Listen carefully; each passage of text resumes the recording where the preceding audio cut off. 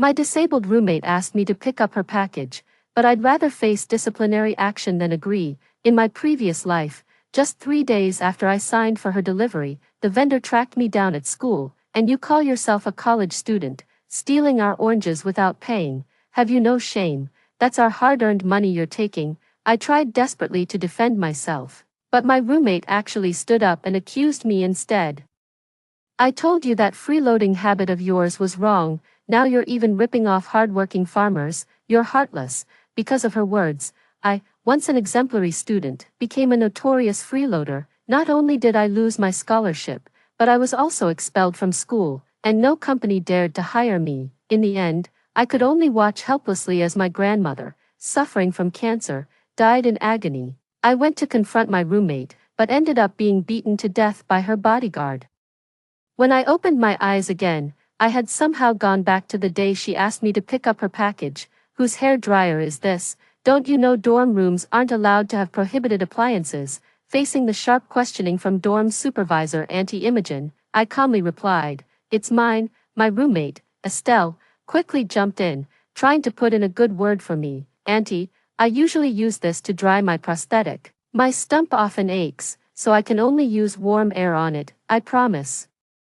I won't use it again." The aunt glanced at her leg, a look of pity on her face. Just as she picked up the hairdryer and turned to leave, I said to Estelle, "Estelle, don't plead for me, I'll take this punishment." I turned to Aunt Imogen and said, "Teacher, it's mine, my name is even on the hairdryer." Aunt Imogen gave us a suspicious look and angrily wrote down my name. "Bring the hairdryer and come to my office. You'll write a 3,000 word reflection and receive a formal demerit." 5. Hearing that, Estelle yelled at me, "Sienna, have you lost your mind? What's wrong with you? I'm trying to help you. You're a scholarship student, a poor kid. What are you going to live on if you get a demerit?" Despite her genuine outburst, I didn't say a word. I just turned and walked away. It wasn't until I stepped into the dorm supervisor's office downstairs that my tightly clenched fists finally relaxed. Of course, I knew I'd lose my allowance if I got a demerit. But I was the one who personally reported the hairdryer incident to Aunt Imogen, the dorm supervisor. After all, compared to a human life, these things are nothing. On this very day in my previous life, Estelle asked me to pick up a package for her, since her right leg was disabled in a car accident and she wore a prosthetic. As her best friend, I readily agreed. It wasn't until I got to the package pickup station that I realized it was a 20-pound box of oranges. I thought Estelle had given me the wrong pickup code, so I called her right away, but she said, "I'm just trying to support local farmers. It's only 20 pounds, we can easily split it among us in the dorm." I bought one for my family and another one in your name, just to accumulate some good karma. It was then that I noticed the delivery slip had my information on it. I was so touched. I immediately offered to transfer her some money, but she refused, saying my family wasn't well off. I was indeed short on cash, so I accepted her kindness. 3 days later, though, a farmer uncle actually found the teaching building, live streaming and shouting my name through a loudspeaker. By the time I noticed, the teaching building was already surrounded by a crowd. After I stepped forward and admitted who I was, the person pointed at my nose and yelled at me, "And you call yourself a college student? How dare you freeload our oranges? You're basically eating our hard-earned money." Confused, I quickly explained, "Are you sure you have the right person? I haven't bought any oranges." The uncle grew even angrier at this, pulling out the surveillance footage he had prepared earlier. "You're Sienna, right? You signed for the package, and you moved the oranges. The evidence is undeniable." I immediately thought of Estelle's box of oranges from the farmer support program. I had just given her a pleading look, but instead, she righteously pointed at me and scolded me in front of everyone. "Serves you right. I always said your freeloading habits were wrong, but now you're even taking advantage of hardworking farmers. Sienna, you're absolutely heartless." As the words hung in the air, I stood there bewildered while my classmates hurled insults at me. Some even started throwing whatever they were holding directly at me. By the time the counselor arrived, my forehead was bleeding, and I couldn't understand why Estelle would do this, but reality didn't give me a chance to question it. The vendor forced me to pay compensation, and to smooth things over, my advisor witnessed me being coerced into paying double the price. I thought that would be the end of it, yet, Rumors started circulating at school that I paid because I was guilty. I had no way to defend myself, and overnight, I went from being an excellent student to a notorious freeloader online. The scholarship I'd worked so hard for was revoked, and to avoid damaging its reputation, the school actually expelled me. I wanted to gather evidence to prove my innocence, but my grandmother, who raised me all by herself, was diagnosed with cancer. To earn money, I scoured every place near the hospital that was hiring, but due to public opinion, no one would employ me. Unable to even afford food, I could only watch helplessly as my grandmother succumbed to despair. Filled with hatred, I tried to confront Estelle for an explanation, but before I could even get close, her bodyguards beat me to death. Heaven has given me a second chance at life, and this time, I absolutely won't make the same mistakes again. By the time I deliberately dragged my feet and finished writing, it was almost lights out. I was worried Estelle would keep making excuses, but when I saw the box under her bed, I finally breathed a small sigh of relief. But remembering the personal information on it, I printed out my account ID in advance. Even though I was the recipient, I never picked up the package this time around. So even if they come back to the school, I won't be taking the blame for this. 3 mornings later, anticipating the uncle's arrival, I got to the school gate early. Just as he set up his live streaming phone and was about to start yelling, I pulled out that piece of paper and handed it to him. Uncle, I'm not the one who bought the oranges, and I'm certainly not the one who got them for free. You should find the real buyer first. He let out a cold laugh and pulled out his phone to show me a video. I may be old, but I'm not blind. Take a good look. Isn't that you in the video? I'm just an honest fruit farmer. Do you really think I'd come to you without solid proof? My blood ran cold when I saw the video. The person moving the oranges had my exact build. The down jacket she was wearing was the same one I had on today, and the side of her face, which she accidentally revealed, was identical to mine, but I never even went to pick up a package. This whole thing completely messed up all my plans. Panicked, I quickly pulled out my phone to show him my shopping account, but he just pushed me away. Seeing is believing. You have time to argue, but not to pay me. It's only 59.9. At this point, a lot of people also flooded into the live stream. How can this girl be so shameless? She's an embarrassment to all college students. If you can't afford an orange, don't eat it. Don't just freeload. If my daughter acted like this, I'd beat her senseless. Forget school. She needs to learn how to be a decent human being first. As more and more people flooded into the live stream, the insults hurled at me grew increasingly vicious. If it weren't for that financially devastating and guilt-ridden online mobbing in my past life, I might have just paid up and let this whole thing go, but with the netizens so riled up, I knew the top priority was to clear my name. A thought suddenly struck me, and I looked at the timestamp on the surveillance video. I have money, but I'm not taking the blame for this. Look at the time on the surveillance footage. I was with Aunt Imogen, the dorm supervisor, writing a self-reflection. How could I have possibly picked up a package? My loud voice, coupled with the uncle holding a selfie stick, had already drawn the attention of quite a few students. Some people who knew me spoke up on my behalf. Sienna is an excellent student, even though her family isn't well off. She gets a scholarship every year. There's no way she'd try to get out of paying for this box of oranges. Someone scoffed. Just because someone isn't good at studying doesn't mean they have bad character. You never truly know a person. She's not well off. That's why she's freeloading. The uncle hesitated, so I earnestly assured him, if I really did it, I'd take responsibility. A demerit means losing my scholarship. I wouldn't joke about something like that. Let's go find the dorm supervisor together. She can prove my innocence. The girl who spoke up for me also started to help me. Yes, Aunt Imogen, who manages the dorms at our school, is a retired military leader. She's very upright and sees things in black and white. Since Sienna said she had to write a self-criticism, it must be true. She's aiming for a national scholarship. There's no way she'd joke about her future. I gave the girl a grateful look, then extended my hands again to the Heavenly Dynasty uncle, sincerely assuring him, please believe me, if I truly did it, I'm willing to accept the punishment. Finally, the uncle let out a sigh and said to the people in the live stream, since you're all here, I can't just accuse a young girl without proof, so, let's go take a look together. It's not about the money, it's about getting justice. I felt a wave of relief and led the uncle towards the girls' dormitory building. Since I'd made a few appearances at school assemblies, quite a few curious students followed us along the way. By the time we reached the dorm supervisor's office, there were already 50 or 60 people. Seeing so many people, I didn't feel the apprehension I had in my past life. Instead, my heart settled down. The more people there are, the more witnesses I'll have.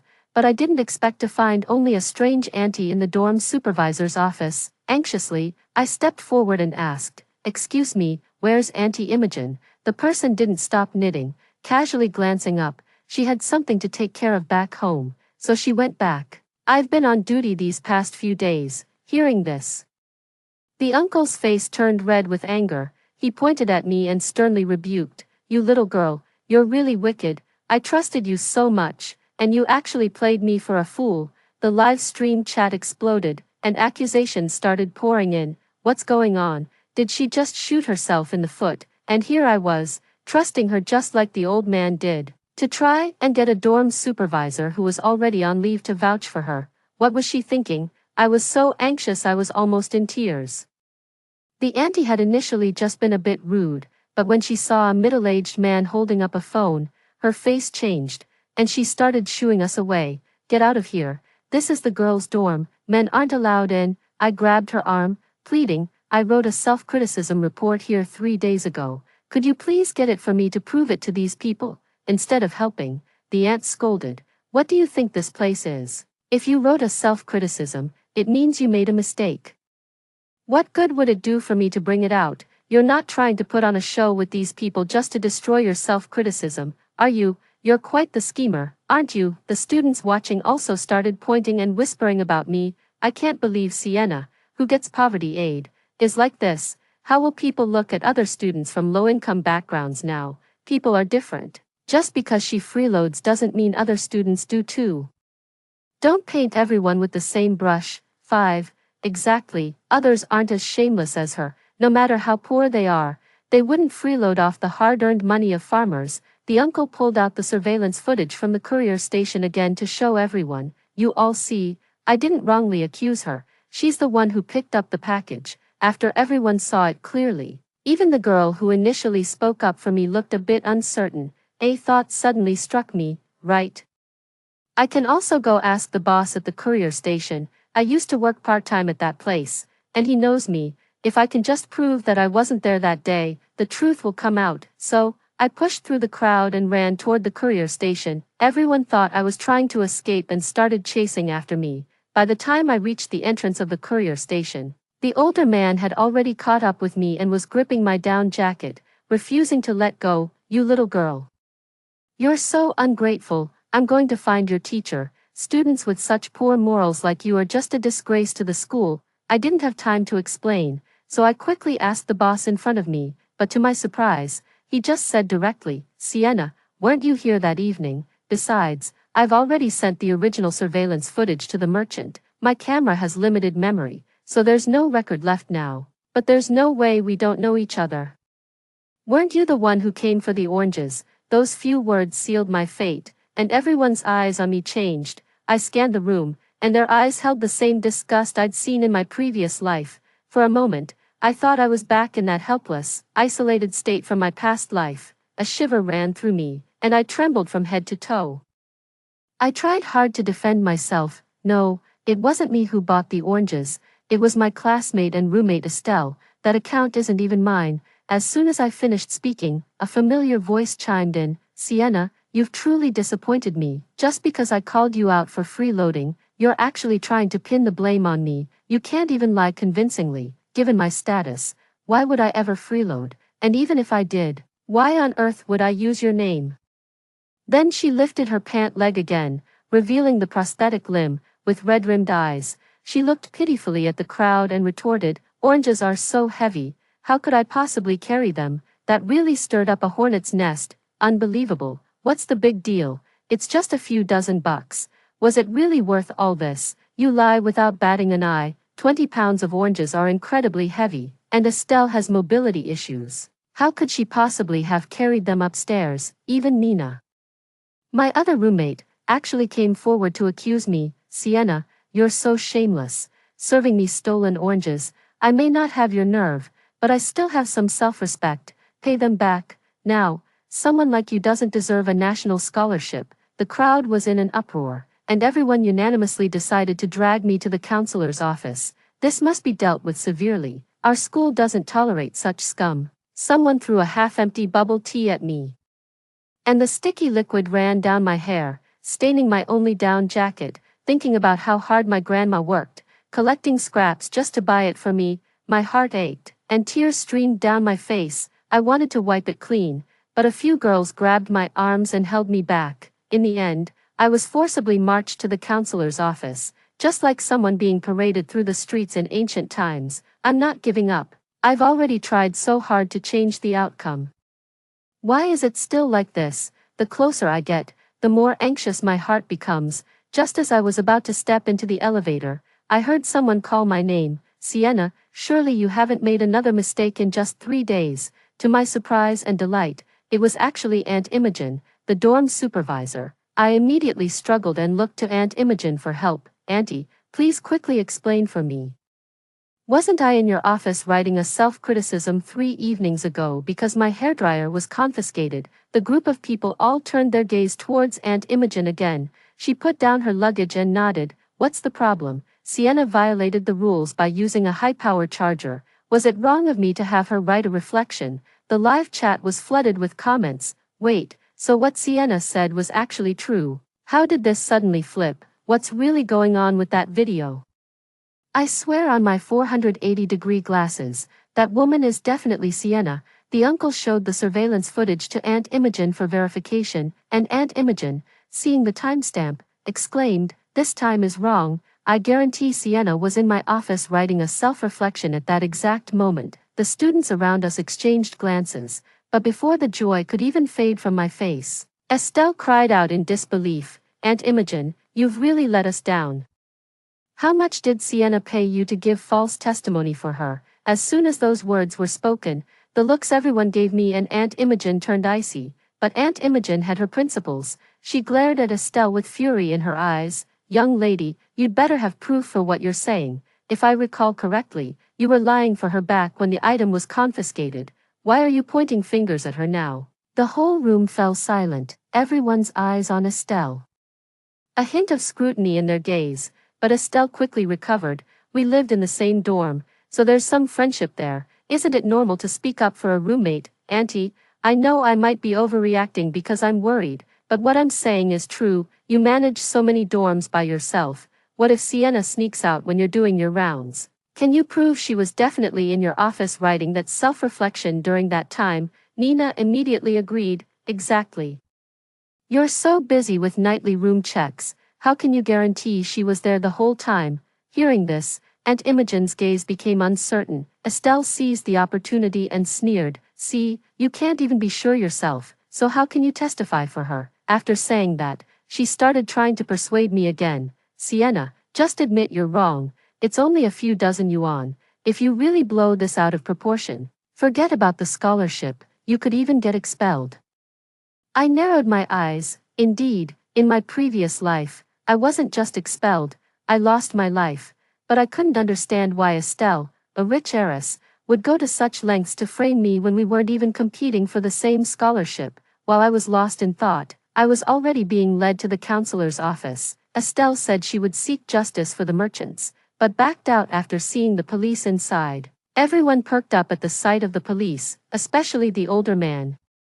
"This saves me the trouble of calling the police myself. I must demand that they punish Sienna severely." The live stream chat was also buzzing with excitement. Such free-riding incidents should never be taken lightly. They deserve at least a major demerit penalty. Look at all these excuses she's making. She ought to be taken in and given a memory refresh by the police. How dare she shift blame for her own disgraceful actions? If Estelle decides to press charges, that's another count of defamation. My gaze fell on Estelle, only to find her already trying to slip away unnoticed. I suspected something was up and tried to stop her, but I couldn't move a muscle. Luckily, someone inside called out to her, "Don't leave, you're the main character, aren't you going to explain yourself?" Hearing that, my heart finally settled. She's finally here. Camille was the last roommate left in our dorm. She's a computer science major, and even though we didn't interact much, we became friends from spending so much time together at the library. The moment I saw the uncle pull out the surveillance video from the delivery station, Camille was the first person who came to mind. I couldn't get the original surveillance video, but Estelle could use my shipping information for her deliveries. Maybe she has another shopping account. 5. Camille showed up with the police. So I guess the matter has been resolved. Sure enough, Camille held up the black phone in her hand. As soon as Estelle saw it, she stood up to snatch it. Her aggressive move piqued the curiosity of the onlookers. Why would Estelle snatch that phone? What does it have to do with her? Could Sienna actually be telling the truth? Skeptical glances fell upon Estelle, yet she feigned composure and said, "It's nothing, go ahead and look. There's nothing in there anyway." Camille let out a cold laugh. "Fine, then let's all see what secrets this backup phone holds." Estelle, however, turned to the police officer for help. "Officer, she violated my privacy rights. I want to file a police report." The officer nodded. "Certainly, if you hand over your phone to us for inspection, you can trust our handling, right?" Estelle visibly panicked and said to the crowd, "Everyone, please disperse. The truth will speak for itself. It's just that the police investigation will take some time. Once the results are out, I'll definitely make a public statement on the school's official account." Everyone loves a good show, so when they heard that, not a single person left. Camille sneered, pulling a stack of documents from her bag and handing them out. "Here, this is her alt account. Our dear Estelle here. She's refunded more than just this box of oranges." I was shocked when I saw those pages, filled to the brim.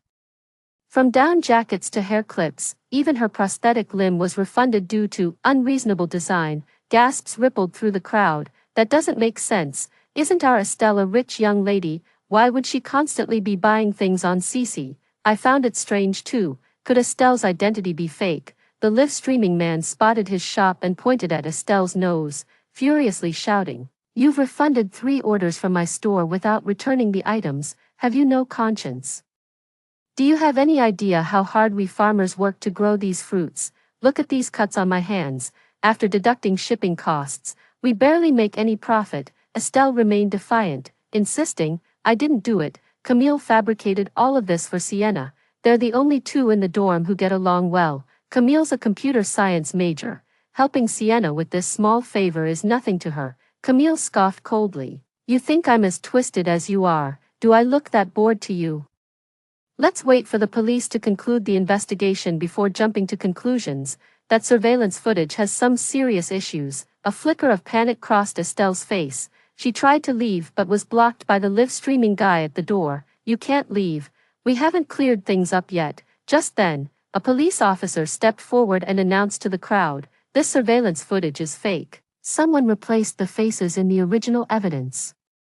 And on the recovered footage, the person carrying the oranges was unmistakably Estelle." The instructor had just finished his meeting. He pushed through the crowd and asked Estelle, puzzled, "You're a good student. Why would you do something like this?" Estelle's face was grim, and she remained silent as another question arose from the crowd.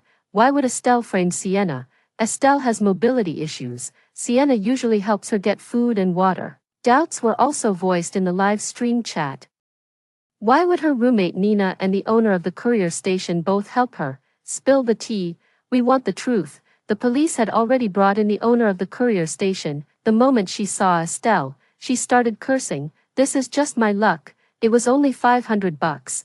Why on earth did I let you talk me into framing Sienna?" The whole room erupted in gasps. Camille said, "Nina wasn't bought off by you too, was she? If you actually got that scholarship, you'd probably blow through it in half a day." The police technicians had already finished cracking Estelle's phone. He called over the orange vendor and said, "The person who bought your oranges, Nan Feng Jiwa Yi, we've confirmed through their ID that it's Estelle. As for Sienna's information, she's the one who changed it. The Sienna who kept contacting and cursing you, that was also her impersonating." The uncle, furious, said bitterly, "You little brat. If you hadn't kept provoking me, I really wouldn't have come. You're going to ruin someone's entire life. Damn, that's truly malicious. My roommate is trying to kill me. Seriously, it's like sleeping next to a venomous snake." With the current level of online bullying, Sienna is highly likely to get fired over this. She's ruining someone's future. The counselor sighed and told Estelle, because of the severe impact, I've already informed your parents.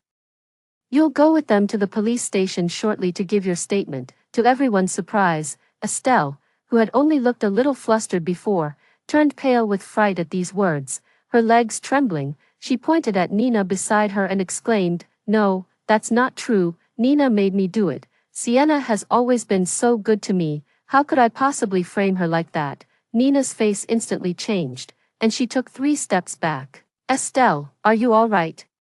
If you hadn't promised me 2,000 yuan, I wouldn't have bothered playing along with your little charade. Now I'm in deep trouble, and you're trying to pin everything on me." The counselor couldn't hold back any longer. He slammed his hand on the table and yelled at Estelle, "Estelle, this is a school.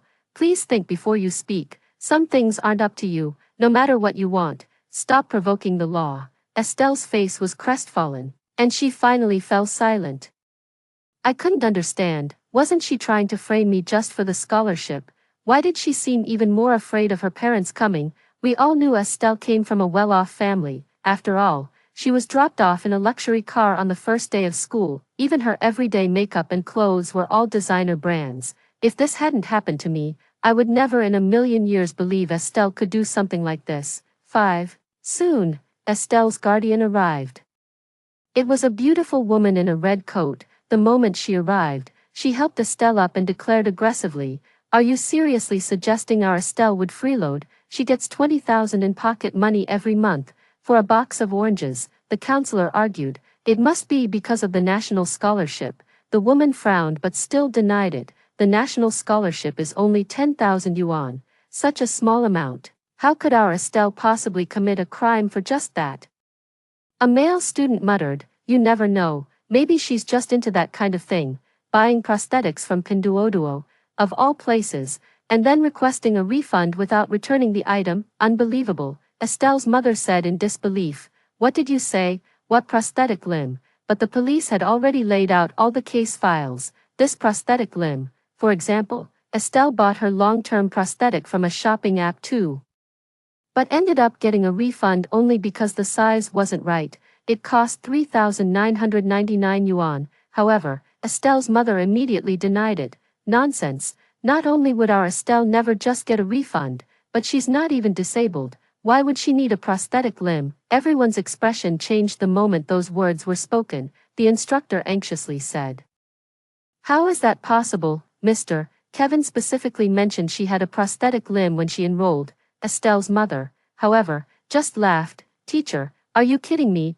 My husband passed away over 10 years ago. It was a driver who dropped her off at the start of the semester. What on earth are you talking about? Is this the drama of the year? What on earth is going on?" Estelle, such an enigmatic woman, recalling how Estelle always bossed me around. I felt a wave of disgust and said to her in disbelief, "You're absolutely disgusting. Just because you're too lazy to move, you actually pretended to be disabled." The moment I saw her shifty eyes, I knew I was right. Even the counselor couldn't help but laugh. What did we do to deserve such a drama queen in our class? You shouldn't be studying financial management. You should be in acting school. Things had gotten to this point, and I didn't want to watch anymore. Worried about my grandma's health, I turned to leave, but Estelle's mother grabbed my arm. I thought she was trying to make things difficult for me and was wondering how to get away, but then I saw a look of shock on her face. He looked as if he had just struck gold. "Classmate, where are you from originally?" The advisor and Camille stepped forward simultaneously to shield me. Estelle's mother, "Sienna is an innocent victim. You can't use your position to settle personal scores." Even the police tacitly positioned themselves in front of me, but Estelle's mother excitedly pulled out her phone to show everyone, "No, that's not it. My husband took my daughter out, and there was an earthquake. My daughter went missing, and that's when I adopted Estelle. Everyone, take a look. Doesn't this student look a lot like me when I was younger?" Camille was stunned. She looked at her, then at me, and said, "You know what? She really does." I felt dazed.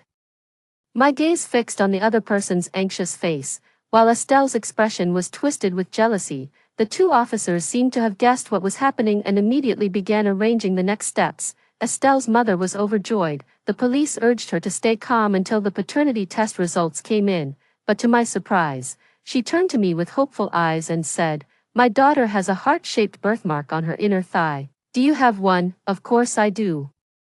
And Estelle knows it too. At that point, there was nothing left for me to misunderstand. I couldn't hold back any longer and rushed over to Estelle, slapping her across the face. How could you be so cruel? Was it because you were afraid I'd take your title as the eldest daughter that you deliberately tried to harm me?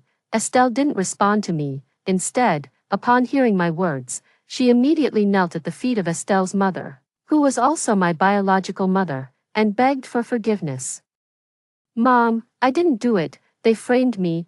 I thought of some novels I'd read about real and fake daughters, and with a knot in my stomach, I looked at my mom and took a deep breath. If my mom was going to be one of those clueless mothers, then I didn't want her as my mom anymore. But my mom hung up the phone and slapped Estelle across the face. It's my fault for being too busy with work and raising you so poorly. If it weren't for this, I wouldn't mind continuing to support you, but now.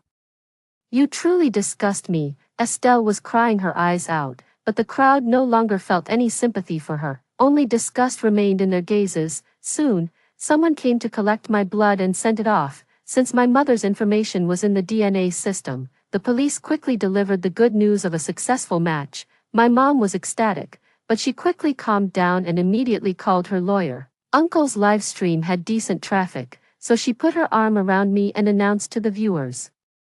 My corporation is pleased to announce that the true heir to the group has been found. My daughter, Sienna, is that person. As for Estelle, she is merely my adopted daughter. Given her malicious actions, I hereby declare that the corporation severs all ties with her. Hearing this, Estelle pointed at my mom, crying and laughing hysterically. I knew you'd do this. That's why I went to such lengths to get Sienna expelled. Heaven gave me all of this, so why is it taking it back? Only I should be the one and only young lady. In her frenzy, she actually lunged at my mom. My heart pounded, and without thinking, I rushed over and pulled my mom out of the way. The corridor was all glass. If it shattered, the consequences would be unimaginable. Estelle couldn't stop her momentum, shattered the glass railing, and plummeted straight down.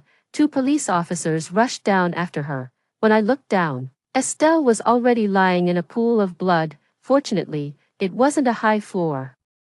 Estelle was still conscious when the ambulance arrived. No one could have imagined things would turn out this way. My mother held me tightly, her face pale with rage, and snapped, she brought this on herself. And so, this farce came to an end. To show her gratitude to the orange-selling uncle who live-streamed, my mom not only paid him 10 times the original price but also gifted him a carnival in his live-stream room.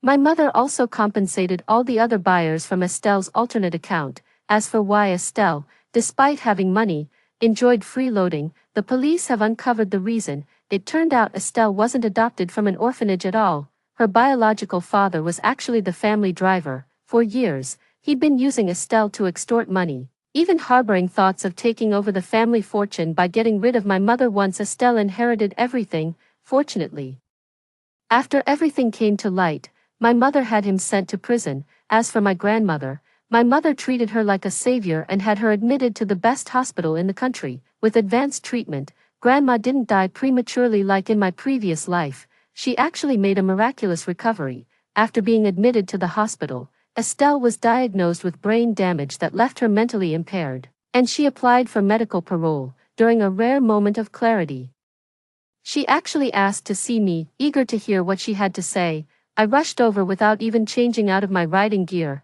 The moment I walked in, I noticed her glaring venomously at my riding attire before she mumbled a few incoherent words. No, that's not right. You should be dead. You'd never get to wear these clothes in a million years. I'm the real young lady of the house. Seeing her completely break down, a possibility flashed through my mind. Remembering the despair of being beaten to death in my previous life, a smile played on my lips. I leaned in and whispered in her ear, "Too bad I came back from the dead. Otherwise, how could the ending have been changed?" Her eyes wide with terror, she flailed helplessly around her. The tension was so thick, I could smell it. I shot a disgusted glance her way and turned to leave without a second thought. 5. I heard about Estelle's passing first thing the next morning, but I was tied up with the group's management training at the time. Later, I earned a national scholarship through my own merit and successfully took over the group after graduation. My mother specially recruited Camille, and she became my right-hand woman. A year later, I had doubled the group's assets at the celebration party. Watching the fireworks my subordinates set off for me, I mused, what goes around, comes around. If Estelle hadn't been so reckless, I wouldn't have been killed by her and then reborn, and in this life, I wouldn't even have the chance to meet my mother. Indeed, one shouldn't be too greedy in life. Story 2. When the zombie apocalypse struck, the girl next door went crazy using the opportunity to hoard everything for free. She wiped out all the nearby supplies and even took the relief goods that the government provided for our community. We pleaded with her to spare some, but she just sneered and said, "In the apocalypse, saints die first. I gathered these goods with my own skills. Why should I give them to useless people like you?" In the end, we starved to death. When I opened my eyes again, I was back to the day before the apocalypse. I was thinking about how I could lead everyone to fight against this locust-like girl, but when I turned around, I saw my parents and neighbors glaring at her with resentment. It turns out, I wasn't the only one who had been reborn. Bang, bang, bang. "Uncle, Auntie, please open the door. It's Beatrice. I'm a bit short on cash recently and need some money for a big task. Please give me some." I was awakened by a familiar female voice. Suppressing my shock, I rushed to the window. Below was the familiar greenery. Neighbors were playing with their children in the community park. There were no rivers of blood, no wandering zombies, just a peaceful and harmonious scene. Trembling, I picked up my phone to check. Indeed, I had been reborn, back to the day before the outbreak of the zombie virus, and that pestering voice outside the door belonged to the very person who had caused the death of my family in my previous life. Beatrice, the girl next door, last time, at this very moment. Beatrice had abruptly knocked on the door asking my parents for money. Rudely, my parents owned a small but well-stocked supermarket in the apartment complex below, which provided convenience to our neighbors. Just recently, the supermarket shelves had been restocked early that morning, so my parents had gone early to move the goods. I never liked Beatrice, and hearing her ask for money, I refused her bluntly. After being refused, Beatrice twisted her face and said, "Brianna, I'm asking your uncle and aunt for money. What does it have to do with you? I need the money for a big task, and you'll regret treating me this way." After saying that, she turned and walked downstairs, and soon, I could hear her asking other neighbors for money. At that time, I didn't know she was borrowing money everywhere to hoard supplies, because the day of the zombie apocalypse was upon us. I usually worked in another city and only came back to my parents' place during holidays. Beatrice had moved in a year ago, in our building, which had 2 apartments per floor. She became neighbors with my parents. She was about my age, and with her sweet talk calling them uncle and auntie every day, she quickly became close to my parents. She even wanted to make my parents her godparents, and had I not been jealous when I found out, they might have agreed. After failing to become their goddaughter, she didn't get discouraged. She continued to visit our home daily for meals and occasionally took things from my parents' supermarket without paying. My parents felt embarrassed to ask her for money, and over time, she developed a habit of taking whatever she wanted. She seemed more like a daughter to my parents than I was, except this daughter only took and never gave. After borrowing money from other neighbors, Beatrice began to buy supplies in bulk, until the next morning at 8 a.m., when the zombie virus broke out. I was in the supermarket organizing shelves with my parents when the world outside turned chaotic, filled with the groans of zombies and the screams of people. My parents' first reaction was to lock the supermarket door. Their second reaction was to immediately check the supplies, planning to share them with the neighbors to survive the apocalypse together, until help arrived. But in the next second, the supermarket door was violently banged on. Beatrice's cries for help came from outside.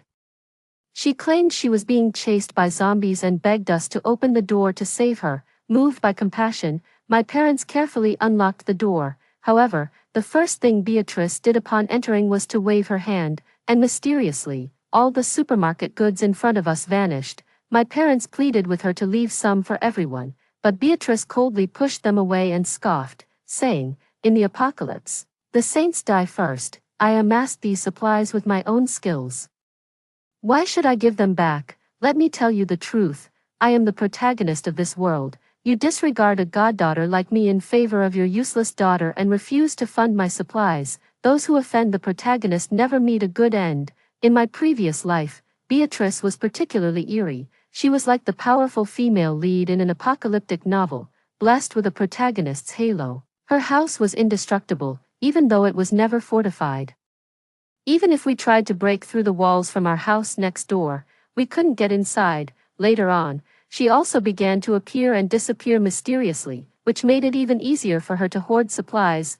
We could never catch her, let alone retrieve our supplies. Like locusts sweeping through, Beatrice would always manage to clear out nearby supplies before the rest of us could get to them and then leave without a trace. Long after the apocalypse began, we finally got some official aid dropped on the rooftop, but Beatrice waved her hand and stole it. A neighbor downstairs had a newborn baby whose parents had turned into zombies. The baby had no milk, and the grandparents knelt at Beatrice's door, begging for just a little food for the child, willing to do anything. Inside, however, Beatrice tenderly whispered to her two large black dogs, "Da bao, Xiao bao, drink up. This milk is premium stuff. Mom has hoarded plenty.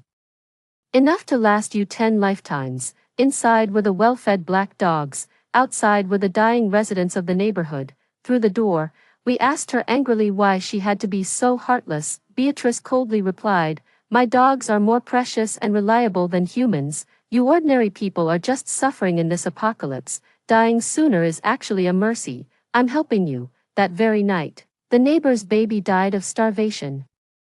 His grandparents, despondent, opened the window and jumped from the 11th floor. Despite our community's united stand against the zombies and our efforts to survive, we either died at the hands of zombies or starved to death. "Uncle, Auntie, are you home? Why aren't you answering the phone? What's going on? I really need money for something important." Beatrice's impatient voice interrupted my reminiscing. I took a deep breath, grabbed the fruit knife from the table, and swiftly opened the door while she was distracted. In my past life, when Beatrice asked my parents for money, I simply refused her calmly, but she harbored resentment, forgetting all the kindness my parents had shown her before. Quite a few neighbors had lent her money, which she used to hoard supplies, but she didn't remember their kindness either. Frankly, Beatrice was innately selfish, arrogant, cold, cruel, and vengeful. Since that was the case, I decided to take the opportunity to end her now before she grew powerful, to eliminate the threat once and for all. Even if it was a crime, I was at least protecting my parents and everyone else. Acting on impulse, I firmly pushed open the door and lunged forward with a stab. Beatrice froze at the doorway. She was accustomed to taking advantage of my parents and clearly hadn't expected me to be home, let alone to strike at her so unexpectedly. In that critical moment, a strange, transparent shield suddenly lit up around her. After a pause, a weak electronic voice filled the air. "Host, run. I've overdrawn my points to protect you. Remember, you need to find a way to upgrade me soon." Snapping back to reality, Beatrice didn't hesitate. She turned and sprinted downstairs. As she left, she threw a threat back at me. "Brianna, you wait. I won't let you go." I knew I had startled the snake in the grass, but there was no time for regrets. I immediately dashed for the elevator, heading to the supermarket. By the time I arrived, the supermarket doors were firmly shut. Inside, my parents were packing goods, clearly not planning to continue business. Their complexions were rosy and vibrant, a stark contrast to the starved appearances they had in my previous life. Seeing me, my mother's eyes welled up with tears. She dropped what she was holding and embraced me. "Brianna, my daughter, it's so good you're alive." My father, also wiping tears, came forward and hugged us both.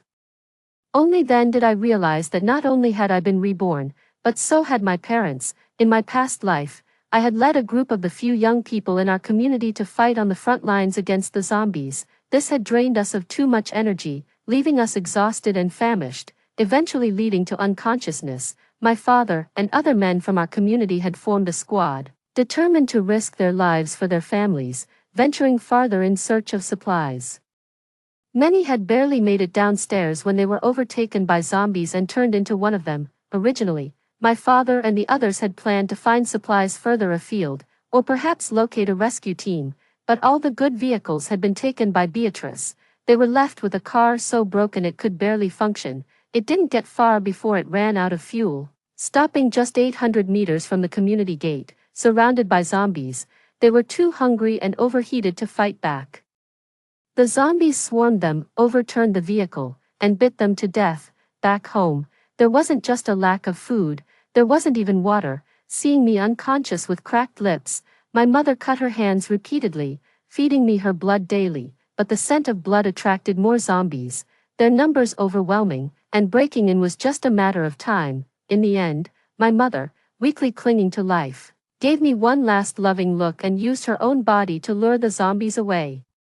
Hoping to give me a chance to survive, outside, the sounds of zombies feasting mixed with my mother's stumbling, wailing escape. In a daze, I forced my eyes open. I faintly heard the sound of a door opening next door, and it seemed I heard Beatrice mocking while eating self-heating hot pot. All this blood, how ominous. If you're going to die, die far away. And now I even have to clean up after you. But, looks like all the trash in this community is almost gone. Big treasure, little treasure. From now on, this place is our base. Hee. Blinded by hunger, I eventually expired amidst her gloating. The painful memories overwhelmed me as I sobbed with my parents, exchanging our stories, reflecting on that electronic voice in the air. Host, run, I've overdrawn my points to protect you. You urged me to quickly figure out a way to help with the upgrade. Reflecting on the many oddities of Beatrice from my past life, ultimately, I concluded that the good news was Beatrice herself didn't possess significant abilities. The bad news, however, was that she likely had a space capable of being upgraded. My father sighed. Heaven has given us a chance by letting us return to the day before the apocalypse. At least we have the opportunity to prepare. My mother was more resentful. If heaven truly cared, it wouldn't provide Beatrice with such a treacherous advantage. I, however, had no time for complaints. My mind was filled with thoughts on what to do next. Over the years, although there were minor conflicts among the neighbors, most were kind-hearted and supportive in times of need. Many years ago, when my father was away for work and I was in university, my mother suddenly fainted at home. It was Camila from upstairs, who had come to show off the gold bracelet her daughter had bought her, who found something amiss when she couldn't get the door open. She found a neighbor skilled at lockpicking to open our door, and called emergency services to save my mother. We weren't family by blood, but we certainly were in spirit. Thus, when the zombie outbreak occurred in my past life, my parents immediately thought to share our supplies with the neighbors to get through the crisis together. This life would be no different. I was determined to save everyone, acting immediately. My parents and I split up to take different actions. My parents gathered all the trustworthy neighbors, excluding Beatrice, into a group chat. They told them about a supermarket promotion offering $500 worth of free goods as a customer appreciation gesture. Many in our community were elderly, and telling them directly in the chat that we had been reborn and that the apocalypse was imminent might not be believable. It was better to lure them in person first. As for me, I set out to seek assistance from the nearest government agency. Only with the power of national machinery could we contend with Beatrice and her dangerous space. In my previous life, the zombie virus had erupted suddenly. Many in hospitals, schools, and malls had inexplicably turned into zombies, and even the army wasn't spared. The official departments were overwhelmed, and order was on the brink of collapse.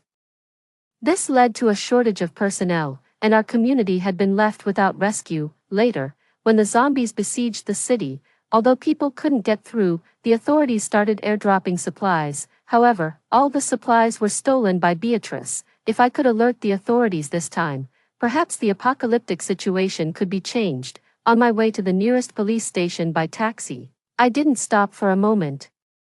Posting on major online platforms to alert everyone that the apocalypse was near, including a zombie apocalypse supplies purchase list based on my past life experiences. However, upon alighting, I was stopped by the duty officers at the entrance of the police station. As we were in a standoff, a young man came out from inside and quickly approached to inquire about the situation. The officers immediately saluted and called him Captain, hearing that this man had authority. I rushed up to him with a serious expression and said, "Hello, my name is Brianna. I live at, my ID number is." What I'm about to tell you may be hard to believe, but it is true. I have returned from an apocalyptic future. Tomorrow morning at 8, a global outbreak of the zombie virus will occur. There's a girl named Beatrice living next door to me. She possesses a special spatial ability. I spoke swiftly and succinctly. The man's expression changed from shock to a look of exasperation. Comrade Brianna, you should probably read fewer apocalyptic novels. Please leave now, or I'll have to detain you for obstructing public duties. Proving one has been reborn is truly an impossible task. Frustrated, I could only spar with the man to prove my exceptional skills honed from surviving the apocalypse. After a few moves, he looked at me in astonishment, began to post messages alerting everyone about her suspicious activities. The excitement of meeting a worthy opponent shone in his eyes. He stretched out his hand, eager to continue the fight. Just then, the crisp sound of a bicycle bell rang not too far away. A voice called out just in time, "Stop right there, little goo, everything Brianna said is true, because I, too, have been reborn." I looked at the elderly man with graying hair standing before me, then at the hero's wall inside the Public Security Bureau, utterly shocked. The person at the top of the list was none other than this elderly man in front of me, my neighbor, Grandma Song, who lives in the same building, no, 101, it turns out. She was the former chief of the bureau. After retiring, Grandma Song lived quietly in our community. My parents run a supermarket and are very kind to the neighbors, often giving food to the elderly and children. Grandma Song always insisted on paying every time, following the rules strictly. Whenever we met in the community park, she would smile and offer me candy. In my past life, Grandma Song was injured by a zombie while trying to secure our building's door, eventually turning into a zombie herself. Grandma Song's imposing presence made the leaders break into a sweat. They listened intently and, with trembling hands, immediately reported to their superiors over the phone. As Grandma Song and I were about to leave, Captain suddenly ran up, gave me a series of numbers, and scratched his head, saying, "Brianna, my name is Bo. I was suspicious of you earlier. And I am truly sorry, however, until we receive further instructions from the higher-ups. If you and Old Song encounter any difficulties, feel free to call me." As Grandma Song and I just returned to the entrance of the supermarket, I noticed a sneaky figure appearing around the corner of the nearby alley. It was Beatrice, who had run away earlier. I immediately followed her quietly. I heard Beatrice whispering to the air, "How can you be so useless?"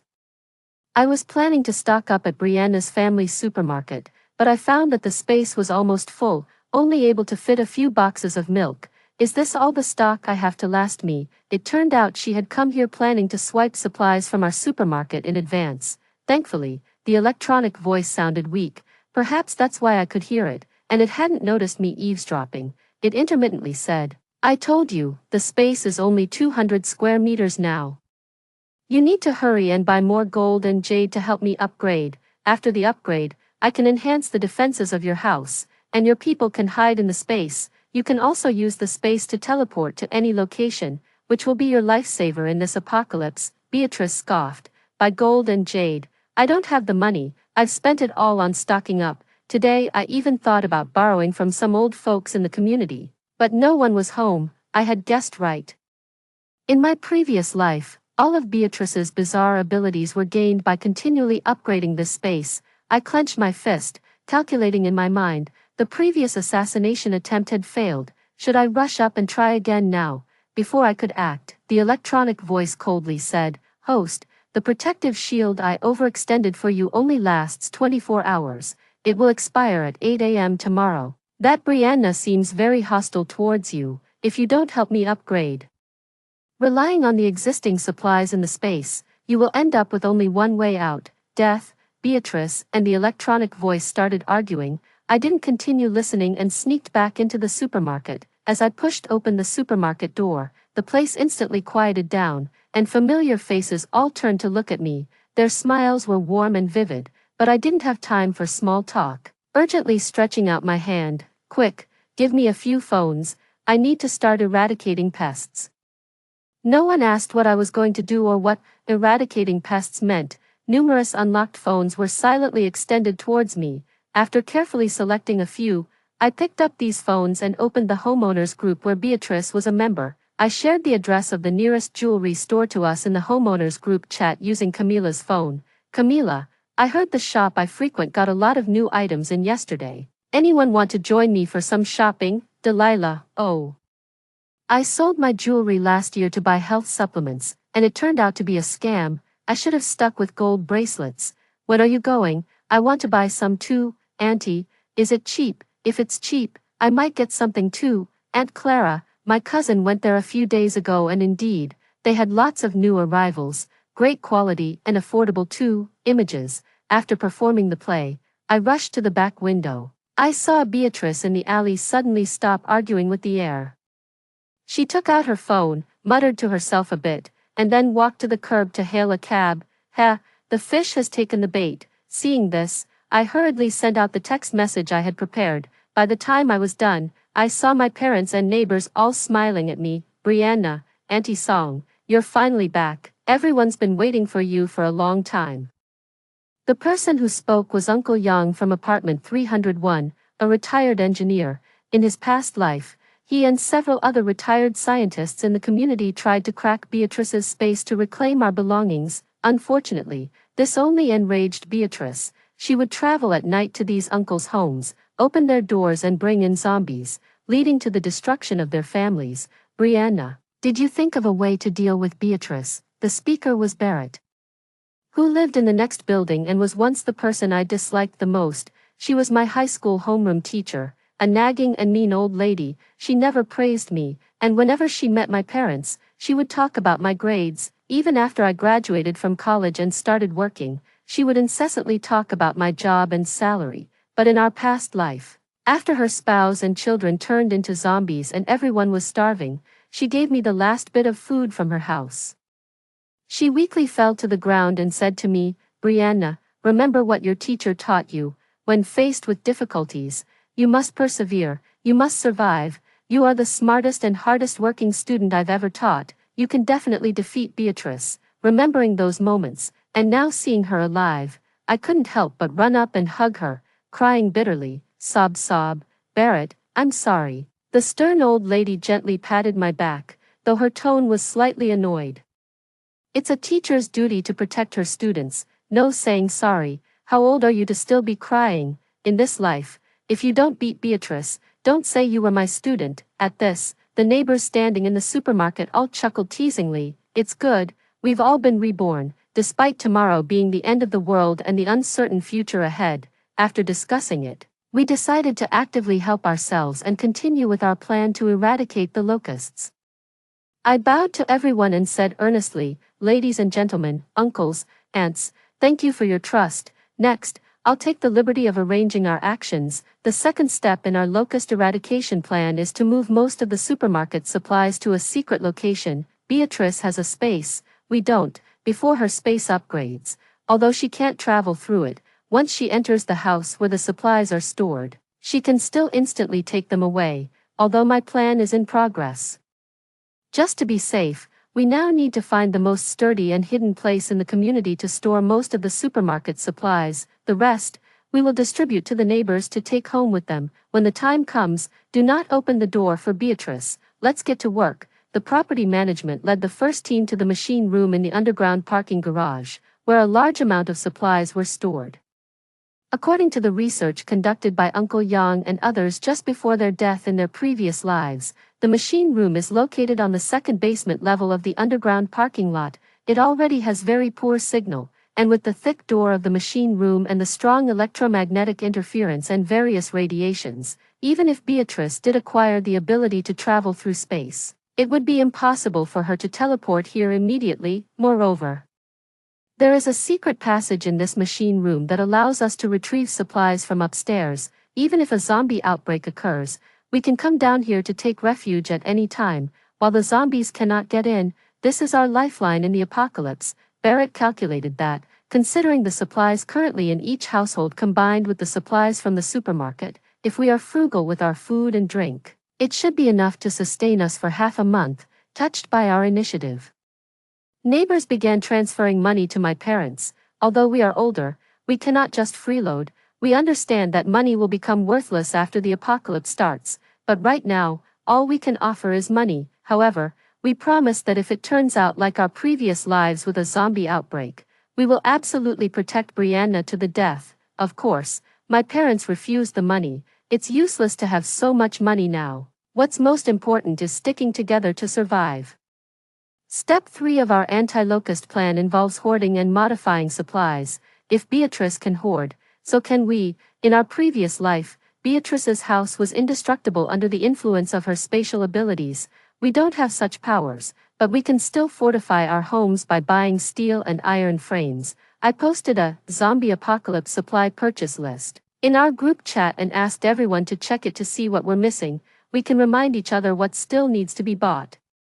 But remember, no freeloading, everything must be purchased with money. Moreover, no matter what supplies we're buying, we must not buy them all up. We need to purchase only as needed and leave resources for others. Let's not mimic Beatrice's locust-like behavior. Step 4 of our anti-locust plan is to call back family and friends and remind them. I told everyone, it's best if you use all your resources now to get your children to come back immediately. In our previous lives, not having your children by your side was a major regret. Whether it's life or death next, being with family is what matters most.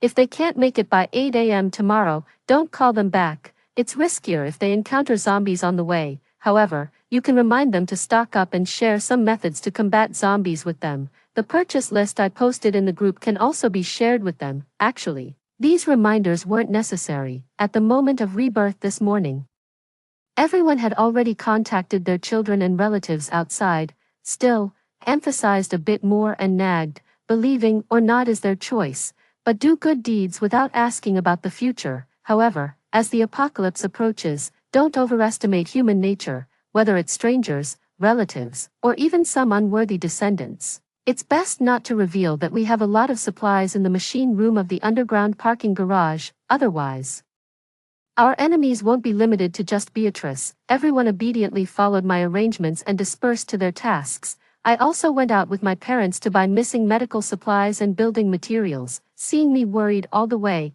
my parents comforted me. Brianna, are you afraid that there are traitors among these reborn people? Don't worry, no matter what, your mom and dad will always stand by your side to support and protect you. I smiled and shook my head. Years of interaction had built trust among the neighbors. The shared crisis had brought us closer than blood relatives, and a common enemy in Beatrice united us in opposition. The high quality of our neighbors made our team even more cohesive. What I was afraid of was not traitors, but a sudden idea that had just occurred to me.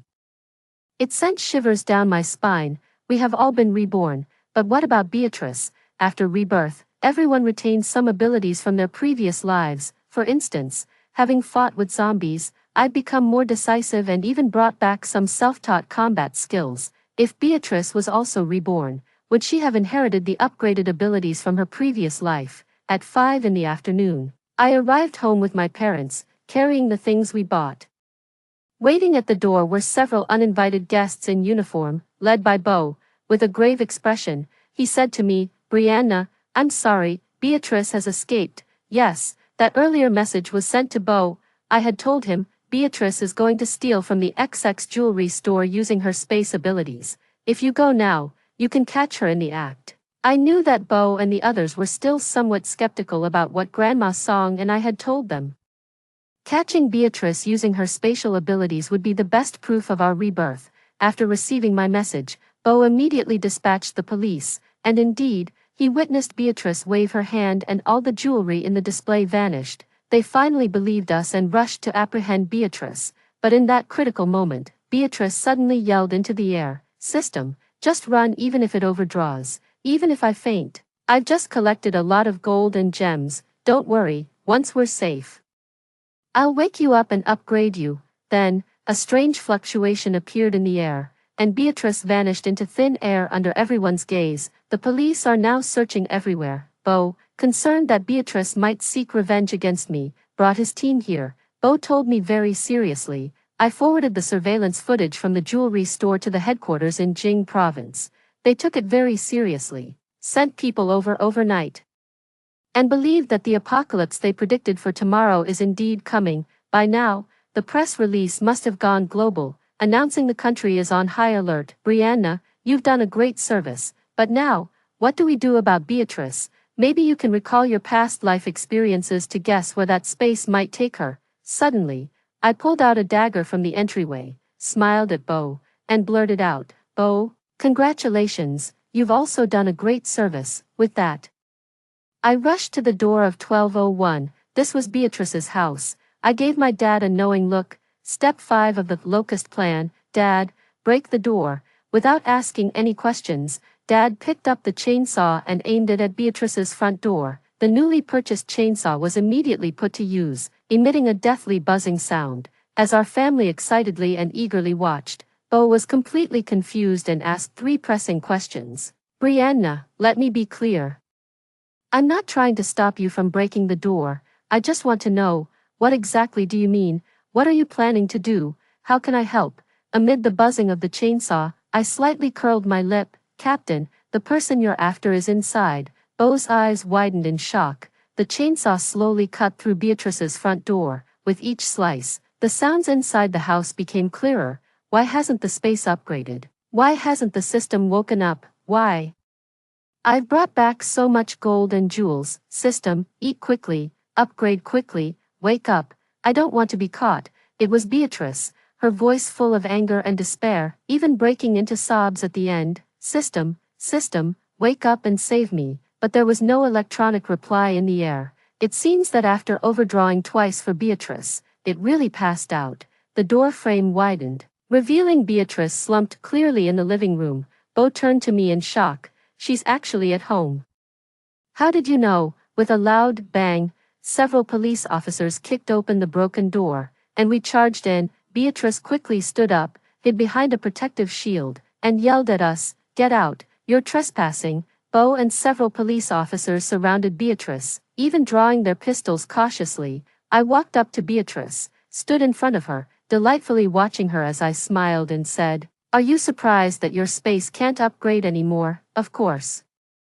Because all that gold and jade you stole are fakes. Remember Camila, who lives above us and once saved my mom? She and my mom never got along, always boasting about their kids and buying gold jewelry for themselves. Early last year, her son came home for New Year's and took her to buy a pair of gold earrings. But later, Camila noticed the paint on the earrings was peeling off. She then made a scene at the store, accusing them of selling fakes and demanding a refund and compensation. Of course, the jewelry store denied it, so Camila, infuriated, took them to court. We all knew that the jewelry store was selling fakes, but they had connections, so nothing could be done about it. Thus, the lawsuit dragged on without resolution. Beatrice moved here later, so she didn't know about this, and the jewelry store Camila sued was the one I purposely shared today in the homeowners group. Close to our community, less foot traffic, and with new stock today, it was the perfect target for a robbery. Desperate and unscrupulous, Beatrice took the bait. This was my plan from start to finish. No, I should say, my plan started the moment I knew I was reborn. I wasn't rash enough to confront Beatrice, who came to borrow money with a knife, but then I thought, I must test what Beatrice is capable of. Fortunately, I figured it out right away. It was space, and this space, speaking weakly, mentioned the keywords, overdraft, and upgrade. I understood then, this space was not omnipotent. Later, Beatrice's conversation with the space at the alley entrance further confirmed my guess, so, I deliberately sent Bo a message, leading them to the jewelry store. On one hand, I wanted them to witness Beatrice's oddities, to believe in our rebirth. On the other hand, I never expected the police to capture Beatrice in one go. I merely wanted to use Bo and their appearance to drain the space's energy, forcing it to overdraft once more. I believed the life-fearing Beatrice would definitely beg the space to save her, and tomorrow morning, the apocalypse would arrive. Where could a comfort-loving Beatrice flee to? Going home is everyone's instinct. Beatrice was no exception. She confidently believed that having stolen the gold and jade, she could soon upgrade the space. Once the space awakened its defensive and traversal capabilities, no one could touch her again. Thus, she let the space, before passing out, take her back home. Everything was calculated by me. After learning the truth, Beatrice cursed at me. "Brianna, you're so cruel. Why did you scheme against me? Is it just because your parents wanted to adopt me as their goddaughter?" It seems she didn't experience rebirth. I retorted, "You knew about the apocalypse coming a long time ago, didn't you? Why was your first reaction to the impending apocalypse to exploit this rare treasure?" The space, Beatrice paused for a moment, seemingly surprised that I knew about the apocalypse and the existence of other dimensions. She scoffed, resigned, "Because I am the heroine of this world, why shouldn't I kill the saintly first? Although I possess my own space, I never intended to harm anyone." All I wanted was to stock up and survive this apocalypse. What's wrong with that? I laughed out of sheer frustration. You haven't harmed anyone. Do you think that by not physically attacking us, you're granting us some kind of favor? People are diverse, and everyone has their freedom. How you choose to live is your business. Of course, you can look out only for yourself during the apocalypse. You can choose not to help us, the ordinary people, and I won't morally bind you to do so, even if you do nothing but watch indifferently. As long as you don't take our supplies, if we die, it's on us for not being capable enough. But when you, like a locust, sweep through and clear out all nearby resources, when you steal the relief supplies meant for us, when you feast in your fortress-like house with your dog, when you feed the government airdropped baby formula to your dog, when you mockingly watch and laugh at children kneeling outside begging for food, when you sneer at the blood splattered on your doorstep from a neighbor being bitten by a zombie, aren't all these actions harming us? You already have enough supplies to last 10 lifetimes. Your space filled with luxurious feasts, yet you still snatch the simple bread from our airdrops to play fetch with your dog. Half the people in our community have been driven to death by you. Do you really not feel the slightest guilt in your dreams at night? Beatrice, you don't deserve to be called a human. Locust would be a more fitting name. Amid my tearful accusations, Beatrice broke down. She clutched her head and yelled, "Nonsense. You're talking nonsense. I don't know anything about what you're saying, Brianna. Let me tell you, I haven't lost. Haha, do you think this shield only protects me from your harm? Wrong. It also ensures that even if I jump from the 12th floor, I won't get hurt. The future is long. Remember this debt," she said, and then suddenly she lunged towards the window. Bo and the others rushed to pull her back, but I coldly watched and stopped them. "Don't worry. She can't escape." Step 6 of the Locust Extermination Plan. Wait by the tree for the rabbit. We rushed to the window and saw each floor crowded with neighbors holding iron forks and cages, ready for action. Indeed, Beatrice, protected by her shield, was unharmed by the fall, but she landed directly into the largest iron cage on the first floor. The neighbors quickly surrounded and securely locked the cage. This was all part of the plan we had discussed in the supermarket. Bo and the police hurried downstairs, took the cage with Beatrice inside and transported her back to the police station. Beatrice was finished. Around 11 at night, the roaring of several helicopters woke up the entire city. Armed personnel from Jing province had arrived, exuding righteousness. They were from Base 1 of Jing province, a top-secret underground fortress specifically cleared out for us by the high leadership. All the reborn individuals from our community could take their families there. The convoy waited until 3 in the morning, and the children who had been notified earlier also returned. During this time, we disclosed the previously hidden supply locations to the local police, who could distribute them to other residents. Finally, the cage containing Beatrice was loaded onto a plane, under tight guard. Bo, as one of her captors, left with us. Seeing the scale of the operation, Beatrice finally felt fear. The researchers from headquarters circled her cage as if she were a rare treasure. "Wow, finally a specimen we can dissect and study," they remarked. Beatrice fully realized that her protective shield wouldn't save her, and in a few hours, the shield would disappear completely. At that time, she was truly at the mercy of others. I stood among the crowd, talking with my parents and neighbors. Only 5 hours were left until 8 in the morning, even though Beatrice had been captured. We were still anxious about the disaster. Suddenly, Bo leaned towards me, scratching his head and lowering his voice. "Brianna, are you a bit scared to go to the capital province?" "Don't be afraid, the leaders won't do anything to you. They just want to understand the specifics of the apocalypse from the last life in person. Rest assured, no matter where, I will protect you all." I smiled sincerely. "Thanks a lot." Upon arriving at the Base 1 in the capital province, we were properly settled in, located deep underground. The place was circular and filled with a sense of technology everywhere. Each person had a room, and everyone was willingly confined to their own. My parents' rooms were just next door to mine on both sides. I knew it was for our protection. After all, the first wave of zombies had appeared suddenly. Maybe you and your family were having breakfast, and when you looked up, the parents sitting across from you had turned into zombies. Though we knew that our neighbors from our past life were not among the first to turn into zombies, but with many changes in this life, and worrying about the butterfly effect, it was better to be cautious. As for Bo and other combatants with combat capabilities, they were even more cautious, sitting cross-legged in the center of the base, handcuffed, and armed with guns. At 8:00 sharp, if a teammate turned into a zombie, they would be shot immediately. This measure had already been implemented nationwide. Those without handcuffs used ropes, those without guns used knives. Even if the closest person turned into a zombie, you had to chop the back of their head immediately. From our experiences in the past life, we told everyone that this was the only way to kill a zombie. Before Bo went to join the main troops, he passed by my room door, holding his gun. He smiled and waved goodbye to me, showing his white teeth. "Brianna, see you later."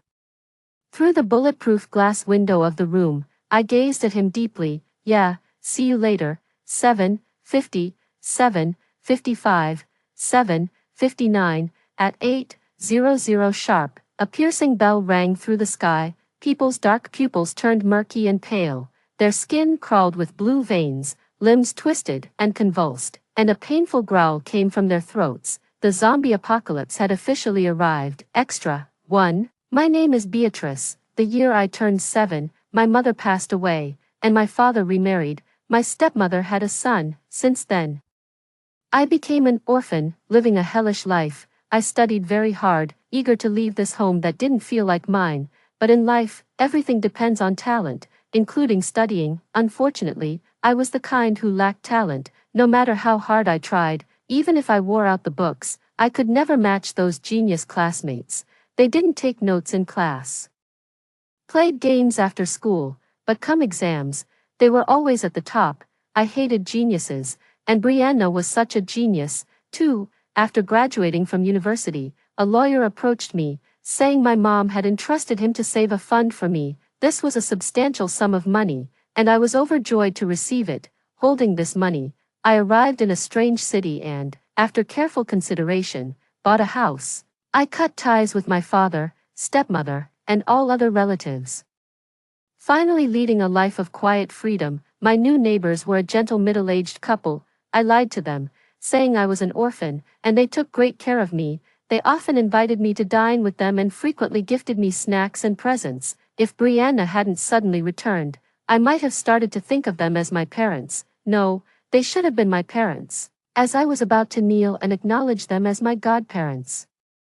Brianna came back and started acting affectionately towards the couple. The uncle and auntie, who were about to accept me as their daughter, immediately turned their attention to her, cooking delicious food for her and showering her with love and care. But that should have been mine. I despise Brianna. She's the typical child from another family. After she returned, the neighbors praised her, talking about how well-behaved and outstanding she had been from childhood. Her graduation from a prestigious university, and her successful career, fueled by hatred. I cursed her frantically in the darkness of the night. Jealousy, like a venomous snake, tightened around my throat, leaving me gasping for air. Just then, I suddenly heard a strange electronic sound in the night. Hee, congratulations, host, on binding the space system. The system informed me that in 1 month, at 8 in the morning, this world would face a zombie apocalypse. I knew it. I was indeed the chosen one. Of course, I knew about zombie apocalypses. I loved reading such novels when I was in school. There were various types. There were stories of delicate wives, fragile and without superpowers, confined and forcefully loved by a domineering team leader. And there were stories with strong female leads, hoarding billions of goods using a space ability, living in luxury while others struggled to survive. I intended to be the latter, however. There were always these so-called strong female leads who used their space supplies to support men during the apocalypse or who compassionately helped others, only to be betrayed in the end. In the apocalypse, I would be a cold-hearted hoarder, not a saint. Thus, I used the month's lead time to start hoarding everywhere. Initially, I borrowed a significant amount from various platforms and then went to the countryside to buy cheap supplies. The villagers were grateful to me for buying their crops and even gifted me 2 black dogs. I originally planned to slaughter them for food storage, but then I thought, what if these creatures could be useful later? Since I wasn't short on supplies, I decided to keep them for now. Poor fools, money is the most useless thing in an apocalypse. Holding on to money is just waiting for death. As the apocalypse drew nearer, I continued to hoard supplies. but I was running out of money, no matter.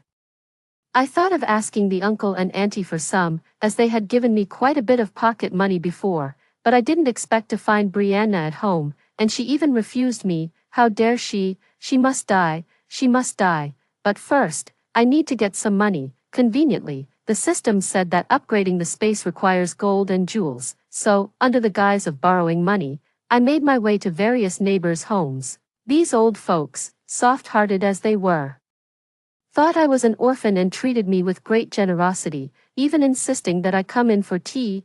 Of course, I wouldn't refuse. I was only too happy to accept. While they were busy fetching tea and snacks, I pretended to look around but actually pinpointed the locations of their rooms and secretly stashed their jewelry into my space. The system frenziedly absorbed the energy, and then, my space began to slowly upgrade, growing larger and larger. Suddenly, I felt that spending money to stockpile goods was pointless. Getting things for free was much more thrilling. So, on the day the apocalypse broke out, I went to Brianna's family supermarket and took all their supplies. Seeing the dumbfounded expressions on the faces of the family of three, I really wanted to laugh. They even pleaded with me to leave some, saying the supplies were meant to be shared with the whole community. They really loved to play the part. I couldn't be bothered with them. No, I couldn't be bothered with anyone. I used my space to continue scavenging for supplies nearby. Anything I laid my eyes on was mine, leaving nothing behind. In a couple of days, a buzzing sound came from the rooftop. Using my space, I went up to check and discovered that it was airdropped relief supplies. I disdainfully opened the box and found it filled with instant noodles, steamed buns, biscuits, and bottled water. Honestly, these things were of no use to me. The food in my space was far more abundant, enough to feed me and my 2 pets for 10 lifetimes. However, since I saw it, I had to take it all. When I build my base in the future, I can use these unpalatable supplies to recruit soldiers. Having people work for me would be just fine. Thinking this, I became even more indiscriminate in accepting all supplies. I took everything: building materials, vehicles, daily necessities. My space had become boundless, impossible to fill. And I kept hoarding at will. The useless ones, now without relief supplies, came begging at my doorstep. They even tried to morally blackmail me, saying I took everything and their children had nothing to eat and were starving, hoping I would give them some milk powder. Seriously, having children during the apocalypse? Oh, were they born before the apocalypse arrived? Even so, children are just a burden in the apocalypse. Better to just end it quickly. I certainly wasn't going to save them. I enjoyed fine dining with my pets while annoying begging sounds echoed outside. Fortunately, the child passed away, and the 2 old fools jumped off the building. That's more like it. The useless don't deserve to survive the apocalypse. Later, these neighbors tried many ways to enter my home, but the defense of my space was too strong, keeping my house well protected. After a while, there was no more noise from the useless neighbors. They seemed to be close to starving, so they opened their doors, deciding to take a chance outside. But now, the neighborhood was surrounded by zombies, and without any vehicles, going out meant certain death. They hesitated.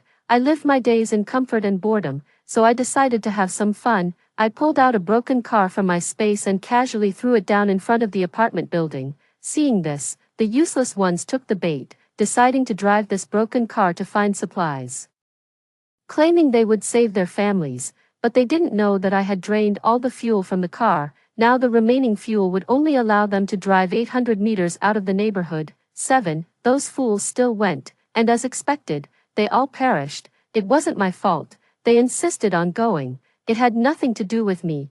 Then, the smell of blood from next door attracted a horde of zombies that scratched at the door daily. I have no idea what the mother and daughter next door were up to.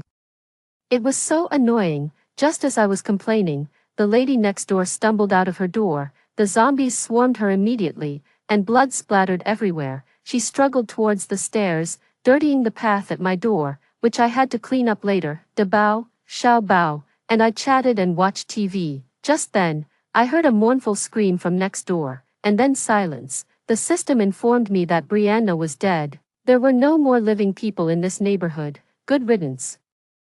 This place will now serve as my base. From here, Beatrice will establish my empire. 8. Later, occasionally, a few oblivious men would wander into the neighborhood. Excited, I opened the door, hoping to recruit them as my subordinates, but they, relying on their superior equipment and numbers, and seeing me, a girl with two big fat dogs, attempted to harm me. I coldly used my spatial powers to strangle them all. After another half a year, this place seemed to have truly become a city of the dead. Aside from the zombies wandering around, there was no other movement. My dream of a base almost drove me to depression, until one morning, I sharply heard the sound of a huge engine downstairs. A truck was slowly driving into the neighborhood. They were heavily armed and quickly cleared the surrounding zombies. The leader, a tall man with broad shoulders and long legs, dressed in black combat clothes and with blood on his face, looked solemn. His dark eyes scanned around. Then suddenly he looked up towards my home. I stood behind the curtain, our eyes met secretly, and my heart raced. Excited, I asked the system, I'm the main character of this world, but it didn't say whether I would have a partner or not, right? Without waiting for the system to reply, I said to myself, I want this man, life is boring, and I have too many supplies. I need someone to spend them with. No, many people would do. I can keep a few male pets for fun. That man, as I expected, soon brought his men to find me. Hello, are there any other survivors? We are from the first base. Before he could finish, I used my spatial powers to pull him into my house. The man fell to the ground and quickly got up, watching me warily. I looked down at him from above, smiling enigmatically. Be my pet. If you refuse, I will kill all your men outside. 9. The man paused, then anger appeared on his face. I thought he was scared and was about to continue persuading him. After all, it's rare for me to be so patient with someone, but unexpectedly, my golden finger space suddenly stopped working. The indestructible door was kicked open, and his subordinates crowded in. Some held water spheres in their hands, others had sparks at their fingertips, and some had thick vines menacingly behind them. Captain, are you all right? Wow, there's actually another space wielder here. If it weren't for the captain's silence power, we might have really been in trouble today. What's with all these skeletons in this house? No, wait, what's going on? Isn't my space supposed to be the most special? Why are there suddenly so many wielders of abilities? I don't believe it. I'm supposed to be the protagonist of this world. 10. I was taken back to their base. From their conversation, I learned that a year after the apocalypse, abilities began to appear gradually. Everyone has the potential to awaken supernatural abilities, so I'm no longer the most unique. No, clearly, I am the protagonist. A psychic who can probe minds found out about all the evil deeds I had committed in the past and exposed them at the base. The man in black locked me up in a cell. He said, you clearly have a golden touch, yet you chose to use it to harm others. He accused me of harming the entire community just because I was jealous of a girl named Brianna. He declared that even in an apocalyptic world, there would be laws to judge me on behalf of those who died in vain. But I never got to face legal judgment. Instead, I was taken away by a group of researchers dressed in white robes who kept their actions hidden from the man in black. Every day, they inserted numerous tubes into my body, cold instruments traced over my skin. I had forgotten both time and pain. Eventually, the researchers discovered something. It turns out she's not a psychic. This space merely resides in her brain. Then, wielding sharp surgical knives, they brutally stabbed into my brain. Just before I died, I vaguely saw the man in black burst in angrily confronting the researchers. I said her crimes should be judged by the law. You shouldn't have done this. The researchers blocked him and smiled slowly. We don't have a space psychic, and moreover, this space is very interesting. Maybe one day, we could achieve dimensional space jumps. The man was still displeased. What do you mean? The researchers became serious. It means that perhaps someone could use this anchor point to jump back to a time before the zombie outbreak. She would become the strongest new anchor point and save this rotten hell. If that day comes, what you need to do is find that person, protect her, and follow her. My respected captain, it wasn't until the apocalypse that I realized I had been tricked into a sham marriage. My husband and I had been married for 6 months, but his mistress was already 8 months pregnant. Enduring such torment, I decided to end it all with them. Fortunately, fate gave me another chance. In this new life, I built a fortress with my sister and our parents as the apocalypse raged on. Sophia, could you please eat less? After all, the more we eat, the the less we have. I'm pregnant now. I can't starve my child, the woman in front of me said in a pitiful tone, making me feel nauseous, having not eaten for 2 days. I glared at her, wishing I could kill her and the man next to her right then and there. I had been married to Adrian for 6 months, yet this woman was almost 8 months pregnant. I had been deceived by these scoundrels. Only at the apocalypse did I finally see the true colors of this family. So much for true love and vows. It was all for my money. When the apocalypse came, Adrian, his parents, and I were trapped in the luxurious house I bought. Early on, a young man drove into our upscale neighborhood with a pregnant woman, his sister. Adrian acted nobly, insisting on letting them in because saving lives is crucial. I thought he was kind-hearted, but it was all nonsense. He was only trying to save his mistress and the child she was carrying. The woman was brought by her own brother. They were all cut from the same cloth. Within a few days, as the situation worsened outside, they stopped pretending and demanded that I humble myself and serve their family of 5. I refused, and they beat me. Lily, the pregnant woman, even suggested they shouldn't feed me, living in my house, eating my food, yet they still humiliated me. I was determined not to bow down to these scoundrels. If I bowed down this time and became their servant, next time, without food, I feared I might become their food. At that moment, I stared at them fiercely, a plan forming in my mind. If I couldn't live, neither would they. What's with that look? You can't get pregnant, so what's wrong with taking care of Lily? Adrian, you need to control her. She wouldn't survive without us, his mother said sharply, while his father looked on in disgust. I smirked coldly. Scum, a whole family of scum. After enduring a few kicks from the woman's brother, I lay quietly on the ground, treated as if I didn't exist. They all doted on the woman's belly, looking quite pleased with themselves. I waited, in the dead of night, as everyone slept unsuspectingly. I endured the pain, bit through the ropes binding my wrists, and crept to the door. I opened it for the monsters outside. They thought I was too scared to die. Unfortunately, they were wrong. Amidst the agony of being mauled by zombies, I heard the cries of this despicable family and felt immense satisfaction. When I regained consciousness, I was stunned by the small rental room before me. The date on the digital clock showed it was a year before the apocalypse. I picked up my phone, which was surprisingly turned off during the day. A bad feeling washed over me. As I turned it on, the phone nearly crashed from an overload of messages and calls. It turned out this was after my massive lottery winnings had been maliciously disclosed. A year before the apocalypse, I had won 10 million in the lottery, amounting to several million after taxes. As a result of suddenly coming into wealth overnight, someone envied me enough to leak my information, even claiming that my family was already well off and that I was kind and gentle, planning to donate all the money. No sooner had I received the money than distant relatives and friends, who were hardly connected to me, had already planned how to spend it. During this time, my boyfriend Adrian, who had been lukewarm towards me for years, suddenly started showing concern and affection, pretending to be deeply in love with me regardless of wealth or poverty. He deceived me so thoroughly that I even thought I couldn't marry anyone but him. In the end, I was indeed fooled into marrying him, but this time, I definitely won't be fooled again. I want to spend the end of days with my family, staying far away from that worthless man and his despicable family. As for revenge, if an opportunity arises, I'll naturally take my revenge. Even if no opportunity comes, considering the dilapidated apartment his family rents on the first floor, it likely won't survive the first day of the apocalypse.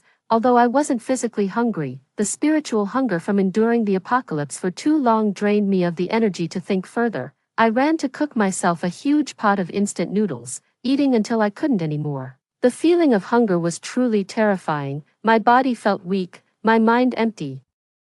With only the sensation of hunger, at my hungriest, I crazily wanted to devour anything I could stuff into my mouth. In this life, I absolutely must not repeat the same mistakes. Going home, I packed my bags and bought a ticket. I wanted to be with my family. After all, I had already resigned from my job due to harassment, so I had no ties holding me back. As I walked downstairs, I unexpectedly saw Adrian coming from a distance. Taking advantage of him not noticing me, I quickly hid. Coincidentally, he stopped not far from me while on the phone. Lily, you know she won the lottery. Just keep her fooled, and the money will be ours, right? You agreed to this plan from the start. Don't worry, I only love you. The only reason I was with her before was because her family's factory made them financially comfortable, even if she doesn't fall for it. You've already leaked the news about the lottery, haven't you? If she doesn't fall for it, just ruin her reputation. I listened, grinding my teeth in anger, but unexpectedly, after finishing the call, he didn't leave, and another call came through. This time, his tone was harsh. Amelia, we're done. I should have broken up with you after graduation, so stop bothering me. He hung up right after saying that. Amelia was another classmate from our university. I never imagined Adrian was playing the field so extensively, juggling 3 relationships. Disgusting, seeing him heading towards where I lived. I didn't want to stay a moment longer and quickly took a taxi to leave. Day and night, I arrived home the next morning. My family owns a small canning factory in the town. It's not large, but it provides a good income. We're not extremely wealthy, but we live comfortably. During university, I also spent money without care until my parents cut off my allowance, which was a wake-up call. But now, thinking back, Adrian probably pursued me in university because I was so frivolous with money. After all, over the years, the financial support I gave him wasn't a small amount. It was noon when I arrived, and both my parents were at home. They were shocked to see me return so suddenly. The matter of the apocalypse couldn't be kept secret. We had to mobilize the whole family to build a safe shelter for the coming year. Mom and Dad, there's something I must tell you. After lunch, I explained everything about my second chance at life and the impending apocalypse happening in a year, as expected. My parents couldn't believe it, but for some reason, my memory has been exceptionally good since my rebirth. On the way home, I had already made a list, not of apocalypse supplies, but of major events that were about to happen. I handed the list to my parents, telling them these were the events that would soon occur. One of the most immediate and memorable was the collapse of a newly built bridge abroad. My parents clearly didn't believe me, but at that moment, my thoughts were clear. And I even presented a list as proof. I didn't seem insane. Thanks to the list, my parents couldn't help but check several times when the incident happened as they watched the news. But the truth is, I did indeed foresee it. My parents are a bit superstitious, especially my father, who often worships gods for his business dealings. That very day, they contacted my sister Isabella, asking her to come back from her job abroad to discuss the situation. Luckily, I had already been in touch with Isabella beforehand. As soon as the news broke, she couldn't sit still and was already at the airport waiting for her flight when our parents called. Unexpectedly, our family gathered together outside of any holiday season.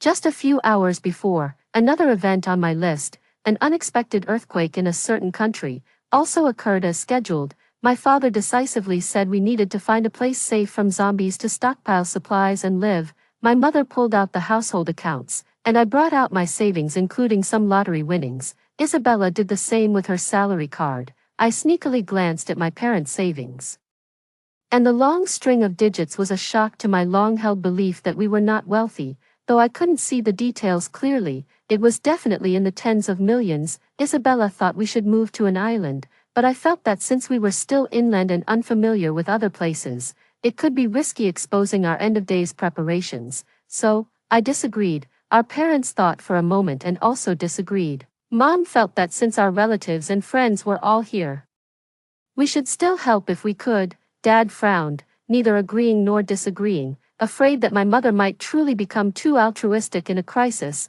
I quickly spoke up and recounted my experiences of the apocalypse. Isabella also tried hard to persuade our parents. She had held back from telling anyone about the news since she received it, fearing it might cause trouble. Dad chuckled and said, "Don't worry. Our family isn't foolish. Even before you were born, we had been duped enough. Your mom has a good heart, but she won't do thankless tasks." Sure enough, Mom said, "I was thinking, once we've gathered enough supplies, we could find an excuse to distribute some to relatives and our factory workers, just to fulfill our moral obligations." Isabella and I exchanged a look and agreed. After a discussion, we concluded that living underground would be safer. We had 2 options. One was to go to an old house in the countryside that had a basement, but it could be difficult to keep activities from the neighbors there. The other was to buy a nearby house with a basement and reinforce it. After much thought, we decided to prepare locally, as the factory couldn't just stop operating. while Dad was busy with the factory, Mom, Isabella, and I went house hunting. Eventually, after screening, we settled on a villa community in the suburbs. This place was awkwardly positioned. Initially not favored because it was near the highway and affected by train noise, which deterred wealthy buyers, yet, it was priced high, unaffordable for the average person, and with that money, one could buy a house in the city. It was said that a newly rich developer who was conned into developing this villa community lost a large sum because of it. We were interested in this area because it was reputed to protect the privacy of its residents very well, with high walls and fences all around. And even rivers bordering two sides. It was nicknamed pure prison-style villas. By some, I estimated that if used well in an apocalyptic scenario, the entire community could serve as a small fortress. Another advantage was its low population density. The fewer the people, the safer it was. That was the case here. Originally, not many people bought houses here, and later some moved away. Additionally, with its inconvenient transportation, the population density was much lower than surrounding areas. In an apocalypse with numerous zombies, they would chase after living humans and wouldn't randomly gather in less populated areas, so, a place like this had a much lower probability of being surrounded by hordes of zombies. When we visited the sales office, we learned that not every house came with a basement, and of the remaining houses, only one still had a basement. Dad looked at the location and shook his head, not taking it. It's too close to the center, surrounded by neighbors on all sides. Too dangerous, was his assessment. Despite not purchasing the house initially, Dad still had me and Mom go buy supplies and store them in a nearby warehouse we rented. I have another idea for the house, Dad teased, for, skeptical yet trusting, my mother and I followed through. While my sister firmly believed in Dad, we each had our tasks to perform. Mom, attentive to details, reminded us to prioritize daily necessities and even made a list. We purchased hundreds of items like clothing for all seasons, toilet paper, sanitary pads, soap, toothpaste, and more. Stockpiling food too early wasn't necessary as it could spoil, but daily necessities were not a concern. A few days later, the house was indeed ours. Dad got in touch with an old business associate. There are only a few wealthy folks around here, so a few calls and the house was bought, Dad boasted proudly. The second-hand house was located at the edge of the park, near a river and a hill on the other side, 2 underground levels. My sister exclaimed joyfully upon reading the message left by the previous owner. The previous owner had it rebuilt for their younger family members, but the train was too noisy, and the youngsters spent a lot of money on renovations. Due to unauthorized modifications, they had to compensate the property management a hefty sum and still couldn't sell it. Dad explained, she must be really wealthy. My sister couldn't help but remark, but now, the benefits are ours. I smiled. We couldn't wait to check out the house. With 2 underground levels and excellent ventilation, it was clear that the rich second generation knew how to indulge. The basement was far from the simple space the seller had described. It was practically a private club. Even better, the soundproofing was so effective that even if the stereo was blasting in the lower second level, it barely made a sound outside. My sister and I excitedly explored the house. We hit the jackpot. The upper 2 floors were simply decorated but stylish. The only downside was the too conspicuous basement entrance, which undoubtedly needed remodeling. Dad grimaced at the thought. At least the money spent will be worth it. Now that the house was ready, the rest was easy. The underground area didn't need much attention. First, we had to find someone to discreetly remodel the entrance. This task was taken up by our parents, while my sister Isabella and I were assigned to stock up on supplies. With nearly a year until doomsday, we boldly declared ourselves young entrepreneurs and swept through various wholesale markets. Having already bought plenty of daily necessities, my sister and I purchased more, including winter warmers and summer cooling patches. We held off on buying medicines due to their expiration risk, planning to buy them later, since Mom mentioned solving the power issue during the renovation. We were also tasked with purchasing electrical appliances. We then bought several large batteries, induction cookers, deep fryers, fans, and more, all energy efficient. We even stocked up on energy-saving light bulbs, just waiting to move everything into the renovated basement. The house's renovation took a full 4 months. During this time, Adrian, the jerk, contacted me numerous times. Even after I canceled my phone number, he tried to reach me indirectly through college friends. Having prepared for doomsday with my family, I harbored a thought. I truly despised Adrian, and fed up with his incessant pestering, I decided to take action. Revealing my identity to contact him was out of the question, but I could contact one of the 3 women he was seeing, Amelia. She was quite the catch, attractive, but often engaged in baffling actions, frequently ending up on the university's confession wall, daring to mess with someone like her. Adrian was indeed bold. Using a secondary account, I added Adrian's friend and then Adrian himself, found his intimate photos with Lily, and sent them straight to Amelia. Even through the internet, I could feel Amelia's rage, casually mentioning that Lily might be pregnant. I revealed nothing about myself, then deleted my account and disappeared. Figuring that Adrian's misdeeds being exposed was enough to deal with him, I put these matters behind me and continued preparing for doomsday with my family. They also successfully stirred up trouble. The buzz reached the short video platforms, making headlines. Headlines like, "Jerk juggles 3 women, fails to mooch off lottery-winning ex-girlfriend and remains entangled with mistresses," stirred up quite a scene, which even my family and I couldn't help but follow closely. But let's not dwell on that for now. The entrance to the basement was cleverly relocated behind the staircase, seamlessly integrated into the wall. Through thoughtful design, the wall was thickened and included some visual tricks to successfully conceal the space the entrance occupied above ground. Mom even had a custom metal bookshelf made and placed at various locations around the house. The other bookshelves were just for camouflage, but the crucial one was designed to fit snugly under the staircase, hiding the entrance effectively. In front of my sister and me, Mom slid the bookshelf open to go inside, and after she did something, we couldn't move the bookshelf at all. Dad, boasting on the side, said, "My wife is so meticulous," coming up with the idea to place a secret latch in the corner to hook the bookshelf. Mom emerged from the entrance, slightly flushed. "Also, did you see the swimming pool outside? It's remodeled.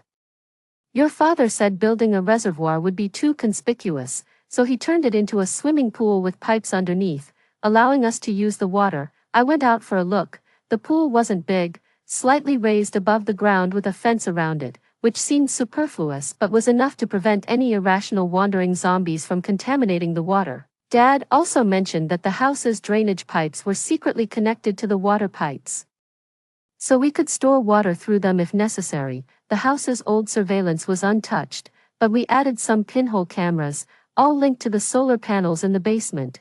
Not too many, to avoid drawing attention, but upstream on that river outside, we installed 2 small domestic hydroelectric generators. As long as we don't waste electricity, we should have enough for a long time. Mom rambled on and on. As time passed, my predictions came true one by one, and our family was filled with a sense of urgency. However, after all the renovations, the above-ground house was quite disorganized, which according to Dad was intended to look like the renovation was still ongoing. This way, even if we were unlucky and someone else ended up living in our house, they wouldn't suspect anything. Now, with less than 6 months to the doomsday, we began moving supplies from the warehouse to the basement. My sister, who could drive a truck, took charge of this task.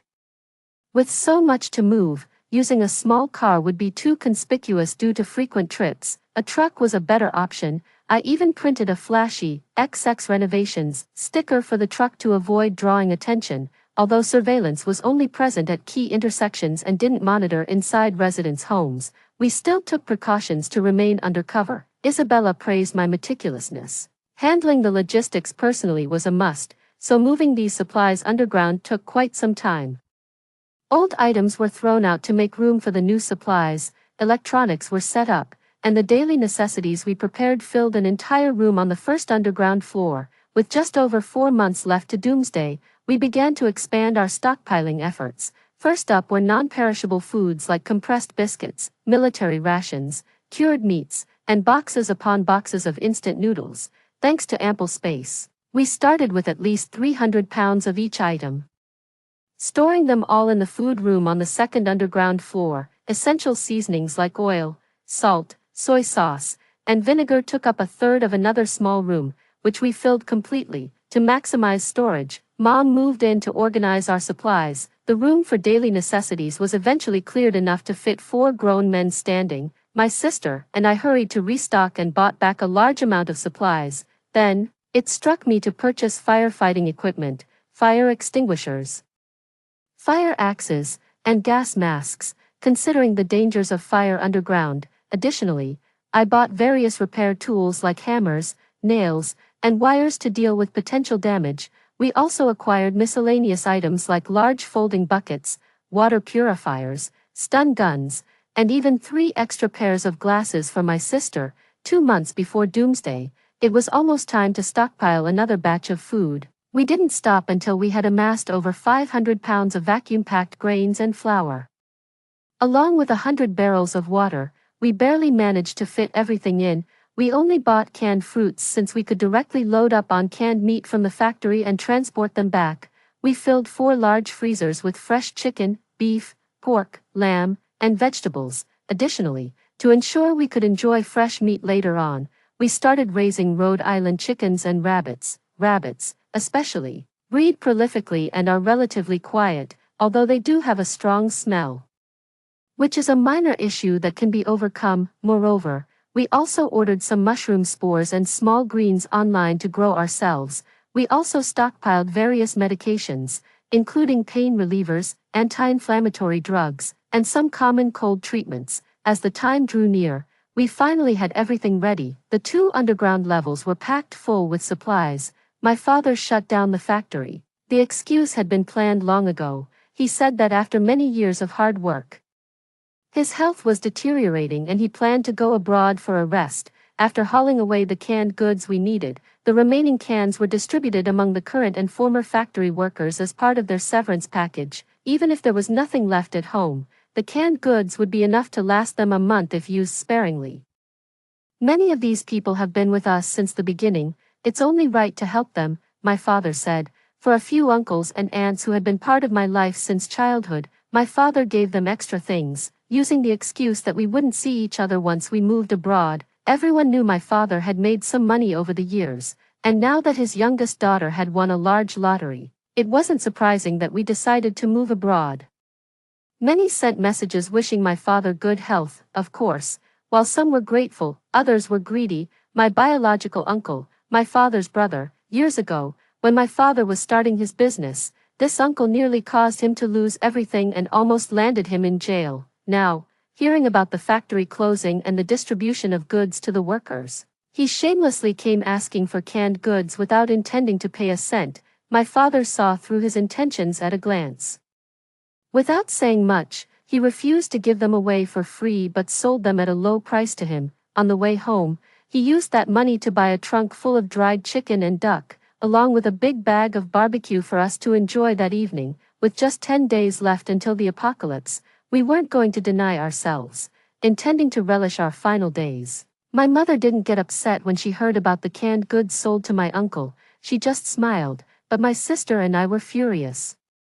How could he let go of so many supplies so cheaply? We complained angrily. Self-inflicted woes cannot be lived with, was all our mother said. She didn't explain further, just told us to wait and see. In the days leading up to the apocalypse, we enjoyed the best of human society, eating and drinking merrily. For the last 5 days, we went into hiding, starting our life underground early. The apocalypse arrived unexpectedly for everyone, unless one had the gift of prophecy.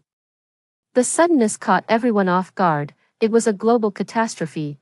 A person, staggering along the roadside, some people gave him a wide berth, while others, out of kindness, approached to offer help. But that person twitched oddly, making the Good Samaritans hesitate. Yet, it was too late to flee. In the next moment, the person lunged at them, screams echoing down the street. Soon, another person staggered to his feet to attack the next passerby. The crisis rapidly spread out of control. Cities around the world fell at an unbelievable pace. A tour bus was halfway through its journey when it encountered a crowd of these crazed beings attacking each other. The driver, in a panic, swerved the bus, steering it directly toward the nearest building to seek refuge. My family and I were in the basement. We constantly monitored various social media platforms. Just like in past lives, terms like cannibalism, zombie crisis, and Walking Dead instantly dominated the trending searches. Whether it was short video platforms or social media, it didn't matter. Discussions instantly focused on the unexpected disaster that had struck. Mother played a video showing a shaky camera capturing a young boy, unable to dodge in time, being attacked by a zombie that looked like a middle-aged man. By the time the person filming frantically fled, the boy had already turned into a zombie and began attacking others. The gory scenes made Mother retch, and Father turned his head away, unable to watch. Another video showed a zombie horde from an upstairs view, narrated by a mechanical, emotionless female voice. The apocalypse is really here. What do we do with only 2 packs of instant noodles at home? In the comments, someone mentioned being in the same situation with no stockpile of food, while another user boasted about having more supplies than they could use. I kept an eye on our security monitor, where everything appeared normal, as we expected. It would be a while before we saw a large number of zombies here, plus, our location far from the community entrance gave us relative safety. My sister and I couldn't bear to watch the news anymore, and instead focused on finishing the fried chicken burgers we bought yesterday, savoring them as if they were our last. Meanwhile, our parents sighed and lamented the horrors of the apocalypse, but even so, they had no plans to contact the outside world, since earlier. Our phones had been ringing off the hook, but we all silently agreed to mute them and set them aside. The parents also deliberately used a spare phone without a SIM card to watch the news. Of course, my father received many messages thanking him for the last batch of supplies sent by the factory before it closed. But there was one exception. My so-called uncle was cursing up a storm. In just a few days, he had sold off a large quantity of canned goods.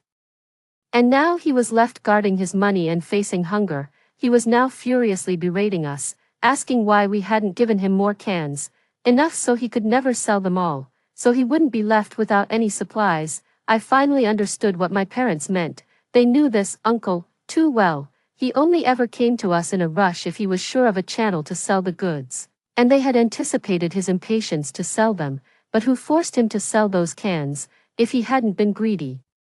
He wouldn't be breaking down and making a scene now. With that realization, I felt a sense of satisfaction, and the fried chicken tasted even better. Zombies arrived faster than we anticipated. A couple of women appeared on our security camera, likely our neighbors or from the property management, being chased. My sister was the first to notice. Our family gathered around the screen as we watched one woman, hindered by her high heels, quickly get overwhelmed. The other woman, wearing flats, didn't hesitate. As the zombie attacked her companion, she took advantage of the situation to grab a shovel lying outside a neighbor's yard. With a swift swing of the shovel, she decapitated the zombie. By then, her companion was motionless, her neck gruesomely disfigured, likely to turn into a zombie soon. After a moment's hesitation, the woman dealt with her fallen companion as well. She really has guts. I couldn't help but admire. Only such people are fit to survive the apocalypse. Now, as the apocalypse had just begun, most people would head straight to supermarkets for supplies, not thinking to scavenge private homes, and certainly not an unfinished house like ours, which made us relatively safe. In the afternoon, seeing that our parents had barely eaten, my sister and I decided to cook some hearty dishes: a clay pot of pork rib soup, braised beef, and dumplings, foods that used a lot of water, a luxury in the early days of the apocalypse. The warm meal diverted their attention from the crisis outside to our small, underground sanctuary. We really need to take care of each other, Mom sighed. We're already quite lucky, my sister added. The tender pork ribs and beef were quickly devoured, filling us with a palpable sense of survival. All right, enough sentimentality, it's time to monitor the cameras. We need to watch out for zombies and people, Dad interjected. With 4 of us in the house, we divided the day into 4 shifts: morning, afternoon, early night, and late night. I took the morning shift. Interestingly, aside from the initial zombie caught on our cameras, we hadn't seen any others enter our surveillance range. We suspected something unknown was happening in our community. Currently, this doesn't seem to be a bad thing. The power and water outage came faster than we expected. On the night the zombies appeared, the lights flickered out, and we lost electricity. We promptly switched to backup power, and from our surveillance, we could see that other houses in the community were all plunged into darkness. My sister tried the faucet and only a bit of residual water trickled out before stopping altogether. The darkness heightened our sense of hearing. We could faintly hear our own heartbeats and some distant sounds from outside. What does that sound like, an explosion? My mother asked in a low voice after listening intently for a while. My father and I did one last check of our entrances before sitting down. Our family's mattresses were not far apart, surrounded by supplies stacked nearly to the ceiling. We used the piles of supplies to create small partitions, giving us some privacy and space to move without being too cramped. All right. Those not on watch should rest early. Anything could happen outside. Let's be careful, my father said. I turned off the night light and lay in bed, with boxes of instant noodles next to me. I felt for the noodle boxes carefully, finding comfort in their presence before I could fall asleep. The outbreak of zombies still brought back memories of my life before rebirth. Even though it had been a long time, those memories still made my heart race. After a night of deep sleep, I took over the morning watch duty. There wasn't even time to eat the stir-fried pork my sister made as I immediately started monitoring the surveillance. Both my father and sister, who had been on watch all night, told me the same thing. Why are there no zombies? There are sounds of zombies outside, but none within the surveillance area. I stared intently at the surveillance. I didn't even notice when my sister and father went to catch up on some sleep, but indeed, there were no zombies all morning. No zombies appeared in any of the surveillance views.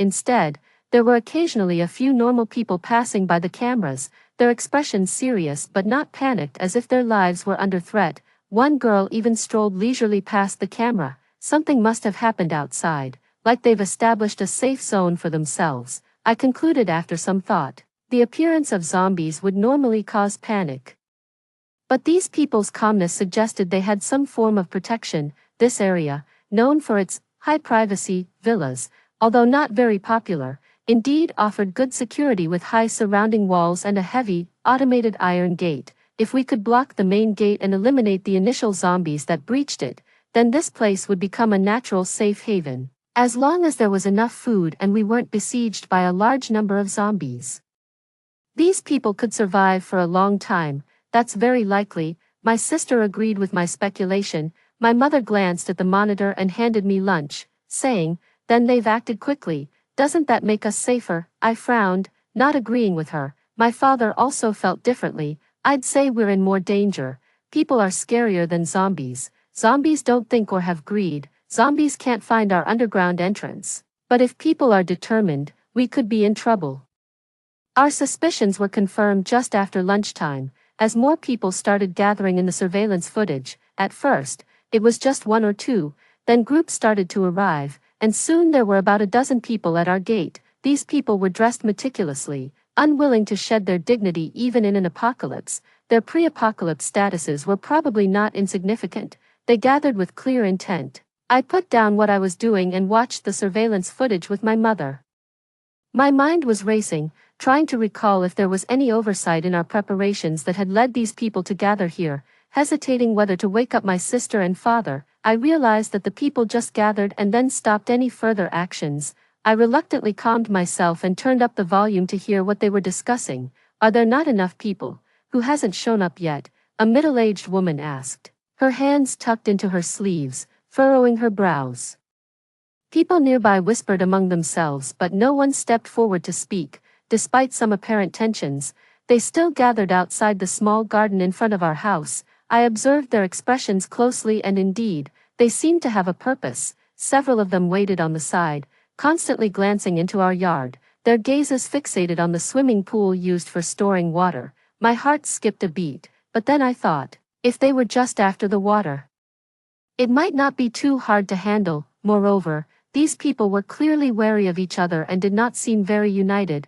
My mother and I were somewhat relieved but continued to keep an eye on them. After a while, a few more people arrived. I counted 32 in total, but that might not have been the exact number as some might not have shown up. A middle-aged man, dressed decently and looking like a leader, was the first to step forward. "Now that everyone is here, let's discuss our current situation.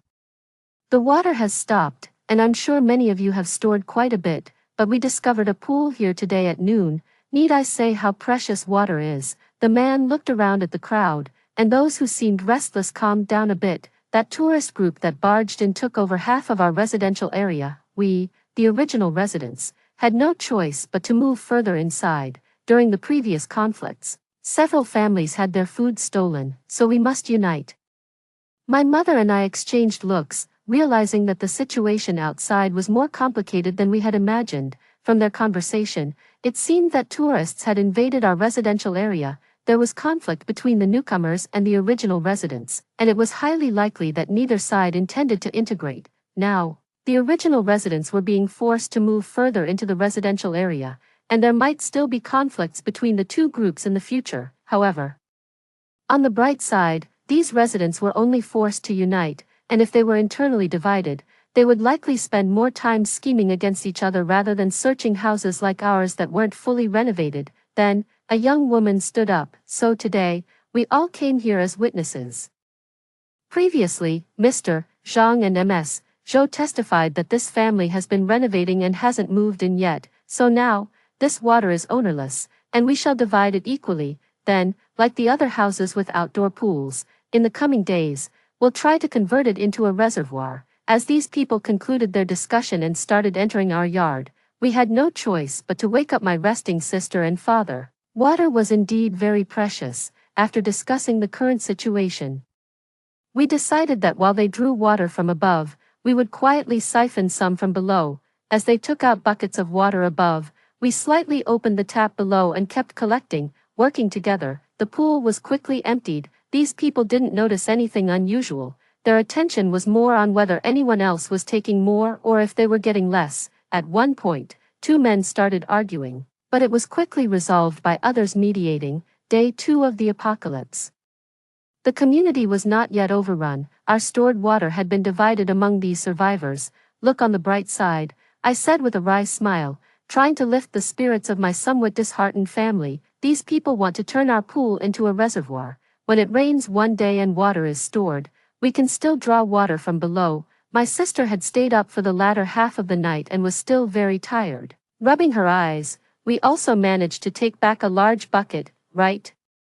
That should be enough. Plus, I checked the weather forecast before the apocalypse, and after this period of continuous high heat, there's bound to be a heavy rain. Rest assured, I'll go back to resting, I said. Father was somewhat worried, but after checking the entrance's protections again, he too went back to rest. Mother monitored the surveillance while I tidied up the stuff by my side, compressing packaging plastic waste as much as possible, planning to burn it when we had the chance.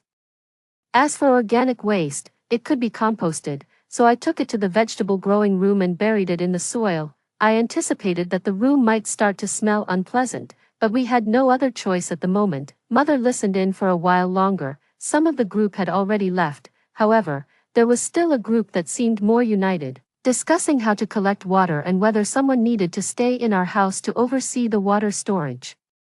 They discussed for a long time but couldn't come to any conclusive strategy, and soon dispersed. Only then did I finally go to rest with ease, and Mother also relaxed somewhat, even managing to update our inventory records. They're just a loose group of individuals, nothing to fear, my sister commented. I felt the same way, especially seeing how they guarded against each other and conflicted over water distribution earlier that day. It was clear these people were not far from internal strife. In the following days, our family remained highly vigilant, constantly on guard against these survivors, but afterwards, things unexpectedly calmed down. 10 days later, a heavy rain finally fell. As usual, we stealthily collected some water. After the rain stopped, those people appeared for the first time in a while and divided the water cleanly among themselves. I carefully counted their numbers and was surprised to find several new faces, youths who hadn't been there before. Yet the total number was nearly a dozen less than last time. Whether those who were missing were alive or dead was still unknown. After all, our house was on the edge of the area, and even if something happened to those scattered people or they encountered outsiders, as they mentioned, it would be difficult for us to know. My parents were very pensive about my discoveries. Father examined the images of these people closely. They don't all look emaciated. Those who didn't come might not necessarily be dead, but my sister was skeptical. Several of them were injured. Those people are probably more dead than alive. There must have been conflicts among them, I added. Mother rambled. Maybe they fought with zombies. If they were injured fighting zombies, they might as well be considered dead, I said with a wry smile. In my previous life, although I was tormented by that despicable family. I had also seen starving neighbors attempt to find food. Two went out, but only one returned, bringing back only a little food. I still remember his arm, mangled and bloody, after his family took him in. Cries of agony echoed from their home that night, so, I knew all too well how infectious the zombie virus was. Father didn't join our argument, just pondered quietly. Before the apocalypse, he loved reading history books. In our basement, each of us had stored some items for passing time during the apocalypse, including books. For instance, I brought my collection of romance novels, my sister brought her sketchbooks, and father brought his beloved history books, covering nearly every dynasty. Father sighed deeply. Historical records mention many famines where people resorted to cannibalism. Our community seems safe now, but it's really like an isolated island, eventually running out of resources. When that time comes, these people will do anything to survive. Father didn't finish his thought, but we all knew what he meant. I turned on the radio, which was still broadcasting government emergency notices, recently including the nearest government safe zones and daily military rescue operations. Maybe they'll be rescued before anything else happens, I suggested. My sister pulled out a map, listening to the broadcast and marking it under the light. That's actually possible, look. They've already reached the northern district. Although it's a large area, the search and rescue are fast. It probably won't be long before they reach us, she said. As long as nothing unexpected happens, rescue coming here is just a matter of time. But Mother hesitated, clearly torn about wanting to join the rescue. No, we can't leave. Father was the first to object. We can move, but our supplies can't. And even if we take them, we can't protect such a large amount. Possession of treasures makes one liable to attack. Just look at these survivors, fighting over a bit of water. In a more populated safe zone, we'd likely face even greater danger. My sister and I quickly nodded in agreement, eager to dissuade our mother from her thoughts. Upon reflection, Mother calmed down. It's safer for us to stay here. Going out would be too risky. With that, any last hesitations, Mother had disappeared.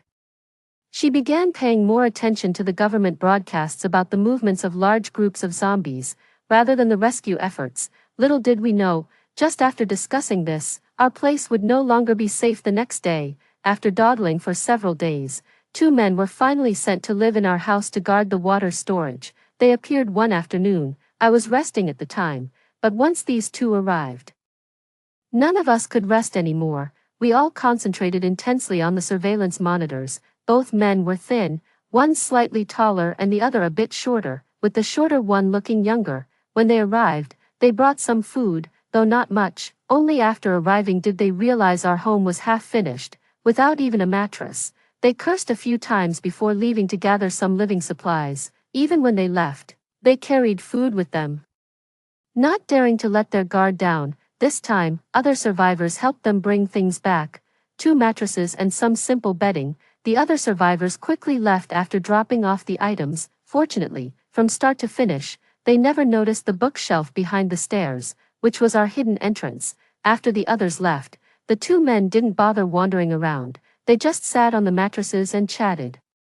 We had anticipated this situation since they had mentioned before that someone would be sent to watch the place. We had already reinforced the entrance and piled heavy objects behind it. Even if discovered, these people wouldn't be able to get in quickly. And even if these 2 found it, they might not report it to the others. If they got greedy, hoping to monopolize the contents of our basement, we could quickly deal with them without alerting anyone else. For this plan, we also gathered many handy tools like knives, axes, and baseball bats. At that moment, the 2 men on the monitor were sharing a piece of bread, chatting. That Sue guy is terrible, giving us so little supplies and still expecting us to listen to him. The shorter one was also very annoyed, and his lover, Ligia, she panders to Sue and gets so much in return. Just look at how much she got. My family and I exchanged glances and gathered around the monitor to eavesdrop on their conversation. This was a rare insight into the external situation. The 2 continued to complain in the monitor. The taller one said, "In my opinion, Sue is just a coward, only acting tough in front of us. That travel group took over our big area and even stole our homes, and all he does is talk about negotiating." The shorter one chimed in, "A greedy and lustful man. If it wasn't for him, we'd still be in our own homes." Because he's a coward, as soon as the travel group came, he retreated. Now we've lost our house and got kicked here to watch this lousy water tank and guard against zombies. As expected, these survivors had experienced conflicts, and these two were unlucky enough to have lost their homes in the process. Forget it, bro. Didn't Sister Lee say that the rescue team mentioned on the radio is almost here? We just need to endure a bit longer and then we can follow them, said the shorter one. You're right. If only there were a safe zone in our suburban area. Maybe we could have met the rescue team when the apocalypse started, the one called Brother sighed. Our family learned from the broadcast that the situation in the safe zone is more informed than that of the two individuals. We are just a small town, not as equipped as the cities. Fortunately, we are close to Y City, and there is a safe zone between the city and our town, which is currently responsible for rescuing the area we are in. The efforts are mainly focused on searching for survivors and desperately seeking supplies. The number of people in the safe zone is still increasing. The safe zone not only needs to protect the civilians but also fend off zombies, making supplies crucial. The broadcasts had also advised survivors to try to protect themselves by leaving conspicuous markers like flags at their hiding spots, to help rescue teams locate them. However, the daily updates from the broadcast also include areas that are dangerous due to reasons other than zombies. A few days ago, a rescue team was attacked by an armed survivor in a supermarket, resulting in severe casualties and loss of equipment. The supermarket was then declared by the broadcast as a place to avoid. This incident has left me somewhat worried. While we are cautious of other survivors on the ground, I still hope that they can be rescued. This would mean safety for them and us as well. But such attacks on rescue teams show that the apocalypse has greatly intensified the darker side of human nature. Can the rescue team, facing enemies on all sides, still manage to reach us? I'm not so sure. Inside the house, the shorter one cherished his bread and only sipped a little water from a mineral water bottle. I hope we can hold out until the rescue. By the way, didn't Uncle who collaborate with a travel group in the past? There was no follow-up when you went to see them yesterday, the taller one scoffed. I nearly lost my life. The travel group is indeed ruthless. They organized people to go out and gather supplies. As long as they make some noise to temporarily draw the zombies away, they can run out to look for supplies.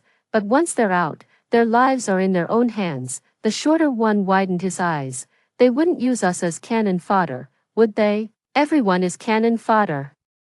As long as they can bring back supplies, it doesn't matter who dies. They also bring back survivors from outside. Those who make it back are the lucky ones. If something goes wrong on the way, they just push the survivors they brought back out to save their own lives. The taller one added, the Who family members who made it back are indeed lucky, but they're not good people. They were all friendly and brotherly with our dad when doing business. Now that it's just us brothers left. He immediately turned hostile. So this is really about brotherhood. I silently listened to their conversation. But afterward, there wasn't much useful talk, besides reminiscing about the past and how different it was from the present. The older brother kept warning the younger one not to trust anyone outside. I patiently listened for a while before going back to rest. When dinner time came, my mother also mentioned that the two hardly moved about, only locking the doors and windows tightly. They went out once, brought back some food, and that was it. I really didn't expect it. They seemed so disunited. But they still managed to share the food, my sister said, surprised. They said their house had been looted, maybe the original supplies were gone too. Talking about sharing food seems more like paying them wages for their work, my father said. With people overhead, we couldn't afford to be too boisterous. Each of us just had a bowl of instant noodles. Even so, our meal was still much more substantial than the two above, who only brought back a few dry buns and still couldn't bear to finish them all. At night, when they slept, we were even more cautious. Their mattresses were directly on the floor, and any noise could travel up the concrete walls. Days like this continued for nearly 20 days. During that time, they showed interest in the metal bookshelves in the villa. Luckily, all the bookshelves were fixed and immovable, and their suspicion wasn't aroused. It was a nerve-wracking time for our family, but fortunately, each time was just a false alarm. Over these 20 days, the situation has gradually started to worsen. Now, more than 2 months since the apocalypse began, the broadcast rescue teams are getting closer, but so are the zombies. the search and rescue team's progress is painfully slow and their efforts to thoroughly search the area are lacking. Whether they will be able to reach our residential area remains uncertain. On another note, there's an issue with the two brothers. Their food supply is dwindling. Although there was a slight rain recently that allowed everyone to collect some water, the fact remains that food is becoming scarce. 3 days ago, the two brothers were involved in a conflict among the survivors. The tourist group not only maintained its original numbers but also brought in additional survivors from outside.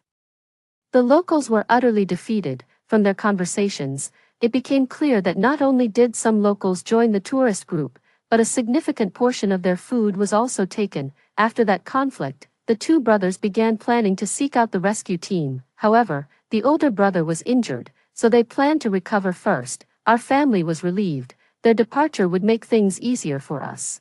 Ever since the apocalypse, the weather has been extraordinarily erratic. Around midnight, a loud clap of thunder woke me from a light sleep, with no distinction between day and night underground, and my irregular sleeping patterns. My sleep was already troubled. After being startled awake, I found myself unable to fall back asleep. My sister was monitoring the surveillance cameras, so I joined her. The camera installed outside the wall captured zombies attracted by the thunder, running chaotically under the flashing lightning, although our basement was very safe.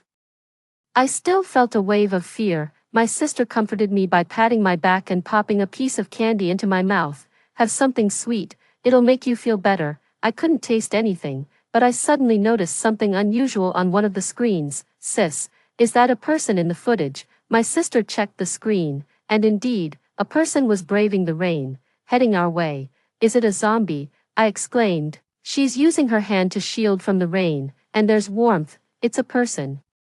My sister was much calmer than me. As the figure approached, I could see it was a tall young woman. The woman, drenched, knocked on our door. The two brothers in the room woke up startled. Their first instinct was to grab the iron rods beside them, very cautious, unsure if it was a person or a zombie outside. They approached the door silently. The older brother neared the door, while the younger one peeked out the window. Alex, open the door. The woman outside wasn't loud, her voice trembling, her face full of panic. Realizing it was a person outside, the older brother relaxed slightly. The younger brother gestured at one with his hand, indicating to his brother that there was only one person outside. The two exchanged glances, pondering for a moment before slightly opening the door. Even with the door open, they still held their weapons. What's the matter, Andrew? The older brother asked. Let me in first. Then I'll explain, the woman said. You first.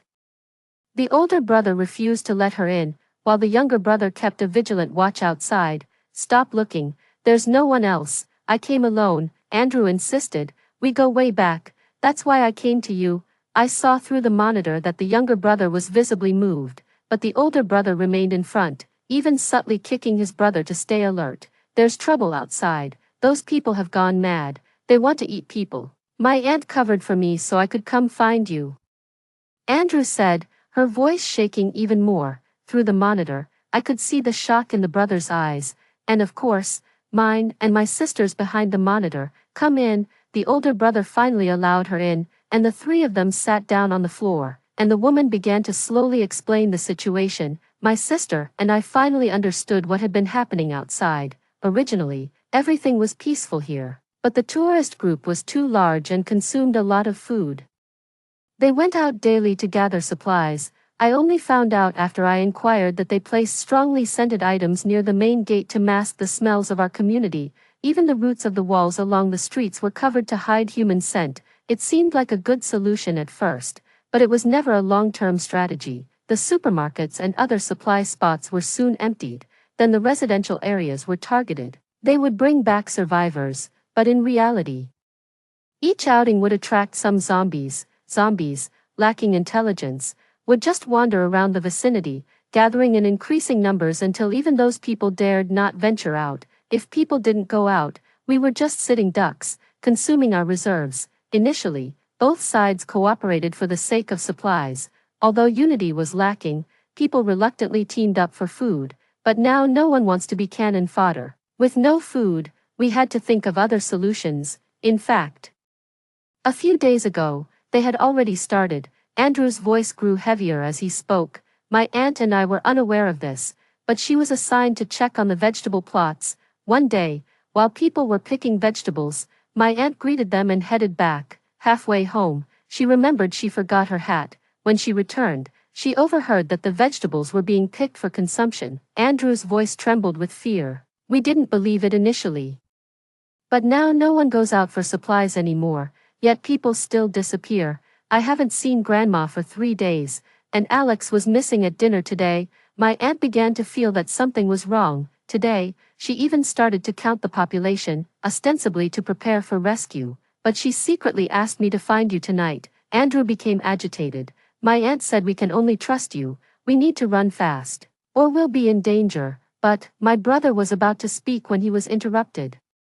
We grew up together, you have to believe me. Andrew was nearly crying. I do believe you. Actually, we also felt something was off recently and were planning to escape, but it's indeed very risky with so many of us, my brother finally said. The three then discussed how to escape from the clutches of these survivors, with little information from the outside. They only knew that the woman and the aunt had discovered that the leaders among the survivors were subtly monitoring everyone else. The situation with the tourist group was also chaotic, as disputes arose between the survivors they had rescued and the original members of the group. However, the trio focused solely on how to escape and from which direction. No more information was available after that. As my sister saw me nodding off while listening, she urged me to rest, and we agreed to exchange information over breakfast the next day. Breakfast was the usual beef instant noodles, convenient and quick, without the risk of being discovered. After discussing last night's events with our parents, they sighed, foreseeing the impending chaos outside. It's wise for those few to attempt an escape, but it's going to be tough out there, my father said.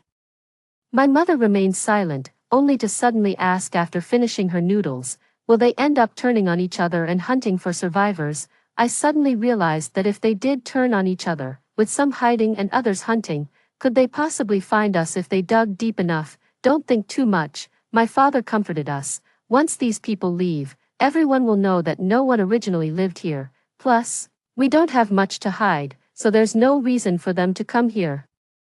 I took solace in my father's words. The next day, it rained continuously, but someone came to fetch water, and the aunt appeared as well. A few people chatted briefly in private. The aunt was against running away. She planned to pretend to escape, gather the last bits of supplies, and hide them here.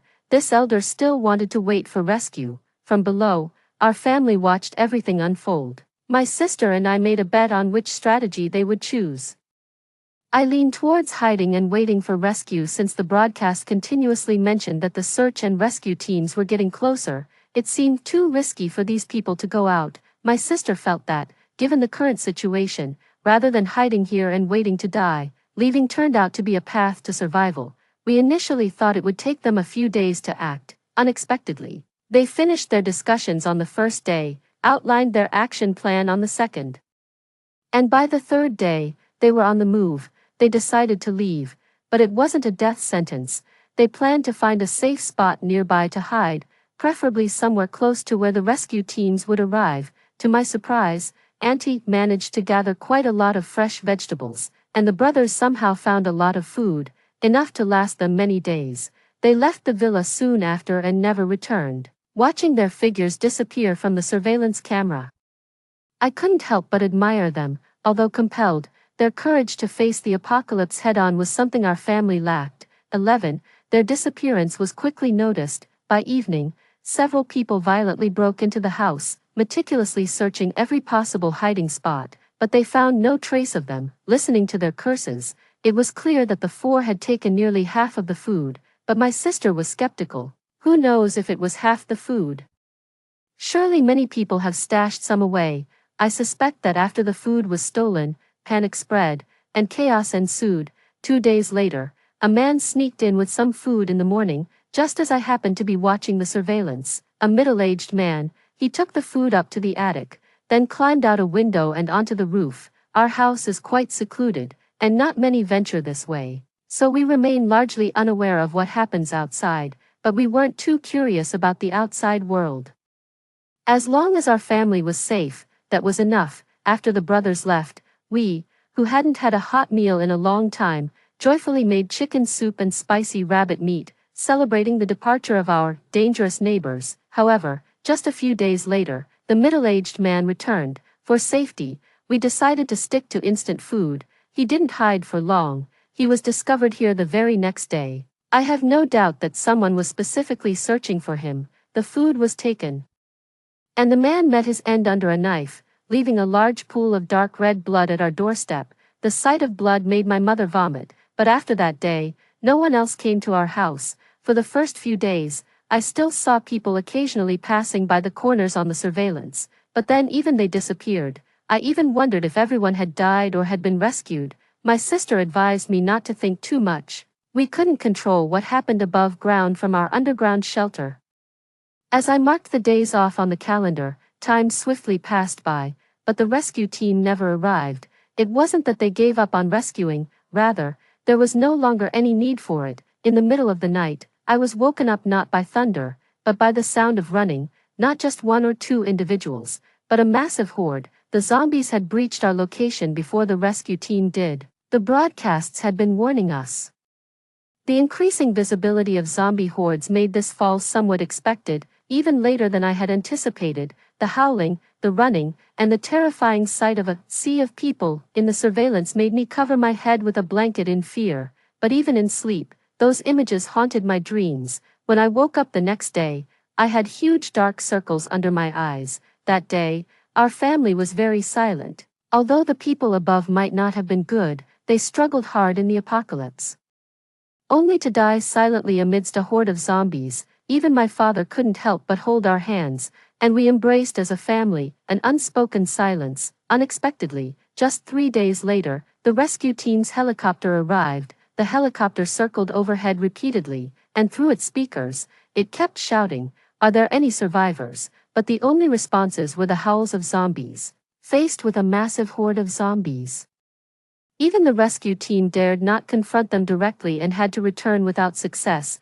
Just 3 days short, I felt a mix of emotions. Since there were no survivors above, our lives underground had become safer. The scent of living blood is what truly attracts zombies. Other smells don't lure them. We could even barbecue underground without agitating the zombies. Of course, we wouldn't go as far as to barbecue, but life has indeed become more comfortable. At the very least, every few days, we could cook a hot meal instead of subsisting on biscuits and instant noodles daily. The nearest safe zone to us and another slightly further one kept broadcasting updates about the surrounding zombie hordes, including rescue efforts. The ongoing rescues had resulted in heavy losses for the rescue teams, significantly slowing down their progress.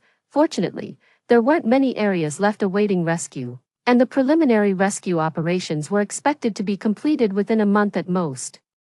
The broadcast also revealed some worrying news. Among the gathering hordes of zombies, a leader akin to an alpha in a troop of monkeys had emerged. While the broadcasts shied away from using the term "zombie king," it was clear that the zombies were beginning to organize. The broadcast also mentioned that it was currently unclear whether the zombies had developed intelligence. They urged everyone to stay safe and avoid being seen by zombies.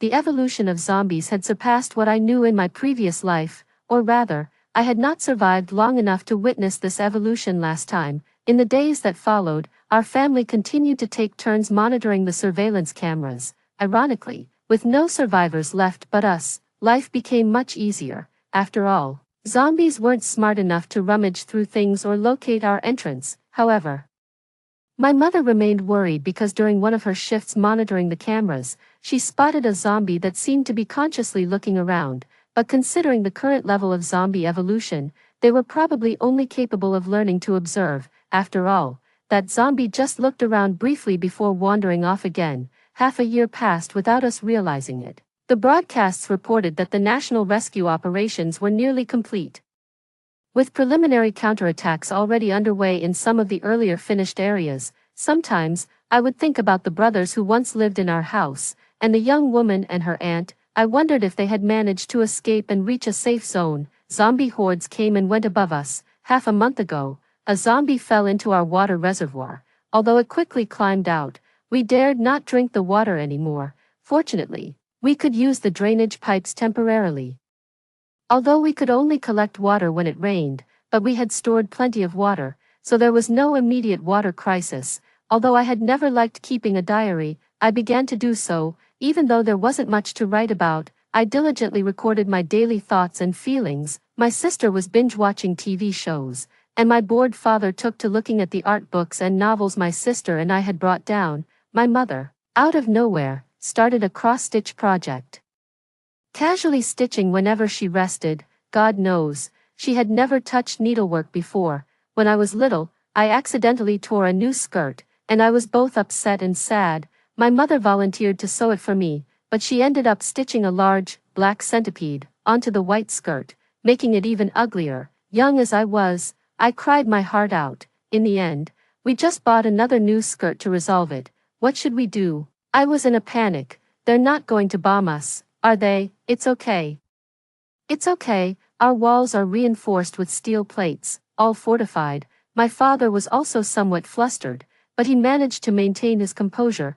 We dragged some of the food from the first floor down to the second basement level until there was no room left. I had even mentally prepared myself for the possibility of being buried alive, although I don't actually believe in religion. I've always worn a jade Buddha around my neck. At this moment, I couldn't help but clutch the pendant tightly, pleading to any divine being that might exist to protect our family at this critical time. My whole body trembled with fear as the emergency broadcast escalated in urgency, even interspersed with pleas for assistance. My sister, overwhelmed by anxiety, simply turned off the radio. Fortunately, we were spared from the bombing. It hardly affected our area. However, the nearby safe zone wasn't as lucky. After enduring a grueling battle that lasted 5 days and 4 nights, a horde of zombies had formed. Once the horde formed, it immediately began to move, and our house was unfortunately in its path.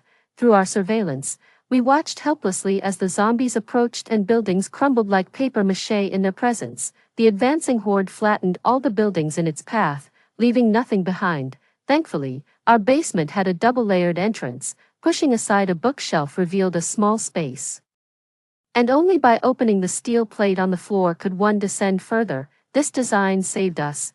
We used the steel plates prepared in the basement to seal the entrance, reinforcing it and blocking it with various items to prevent zombies from suddenly breaking through. Above us, the roar of the advancing zombies meant our surveillance was gone. We could no longer tell the time outside, relying only on our phones and an alarm clock to keep track of time. The movement of the horde lasted for 2 whole days. Even in my sleep, I could hear their footsteps echoing in my dreams. None of us dared to turn on the radio. We couldn't bear to think about the state of the safe zone, nor could we bear to imagine what we would do if we turned on the radio only to find the signal from the safe zone had completely vanished. On the 3rd day, the sound of the horde receded. After much hesitation, my father turned on the radio. Hiss, hiss, hiss, just static. Our hearts sank. No signal whatsoever. We switched to another safe zone's frequency. This time, we finally heard human voices, albeit intermittent and not bearing good news, but it was the best comfort for our family, knowing that there were still people alive. The losses are severe. We survived, not because we are strong, but because we were not in the path of the horde. Our comrades have sacrificed themselves. The North safe zone has fallen, but we have no time to mourn.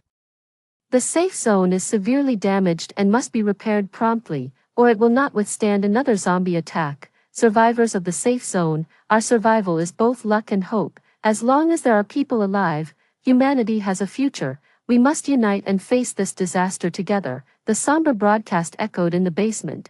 1 year post-apocalypse, the North safe zone, annihilated. We haven't seen the sun outside for a long time. After the horde passed, our surveillance was destroyed. But thankfully we still had electricity, enough for our daily needs. Just in case, we still generated electricity daily with a pedal-powered generator. A year later, humanity began to counterattack. The only way we could learn about the outside world was through the radio. For instance, in the South, humans successfully eliminated a small zombie horde for the first time. For instance, a large-scale zombie wave is forming to the east.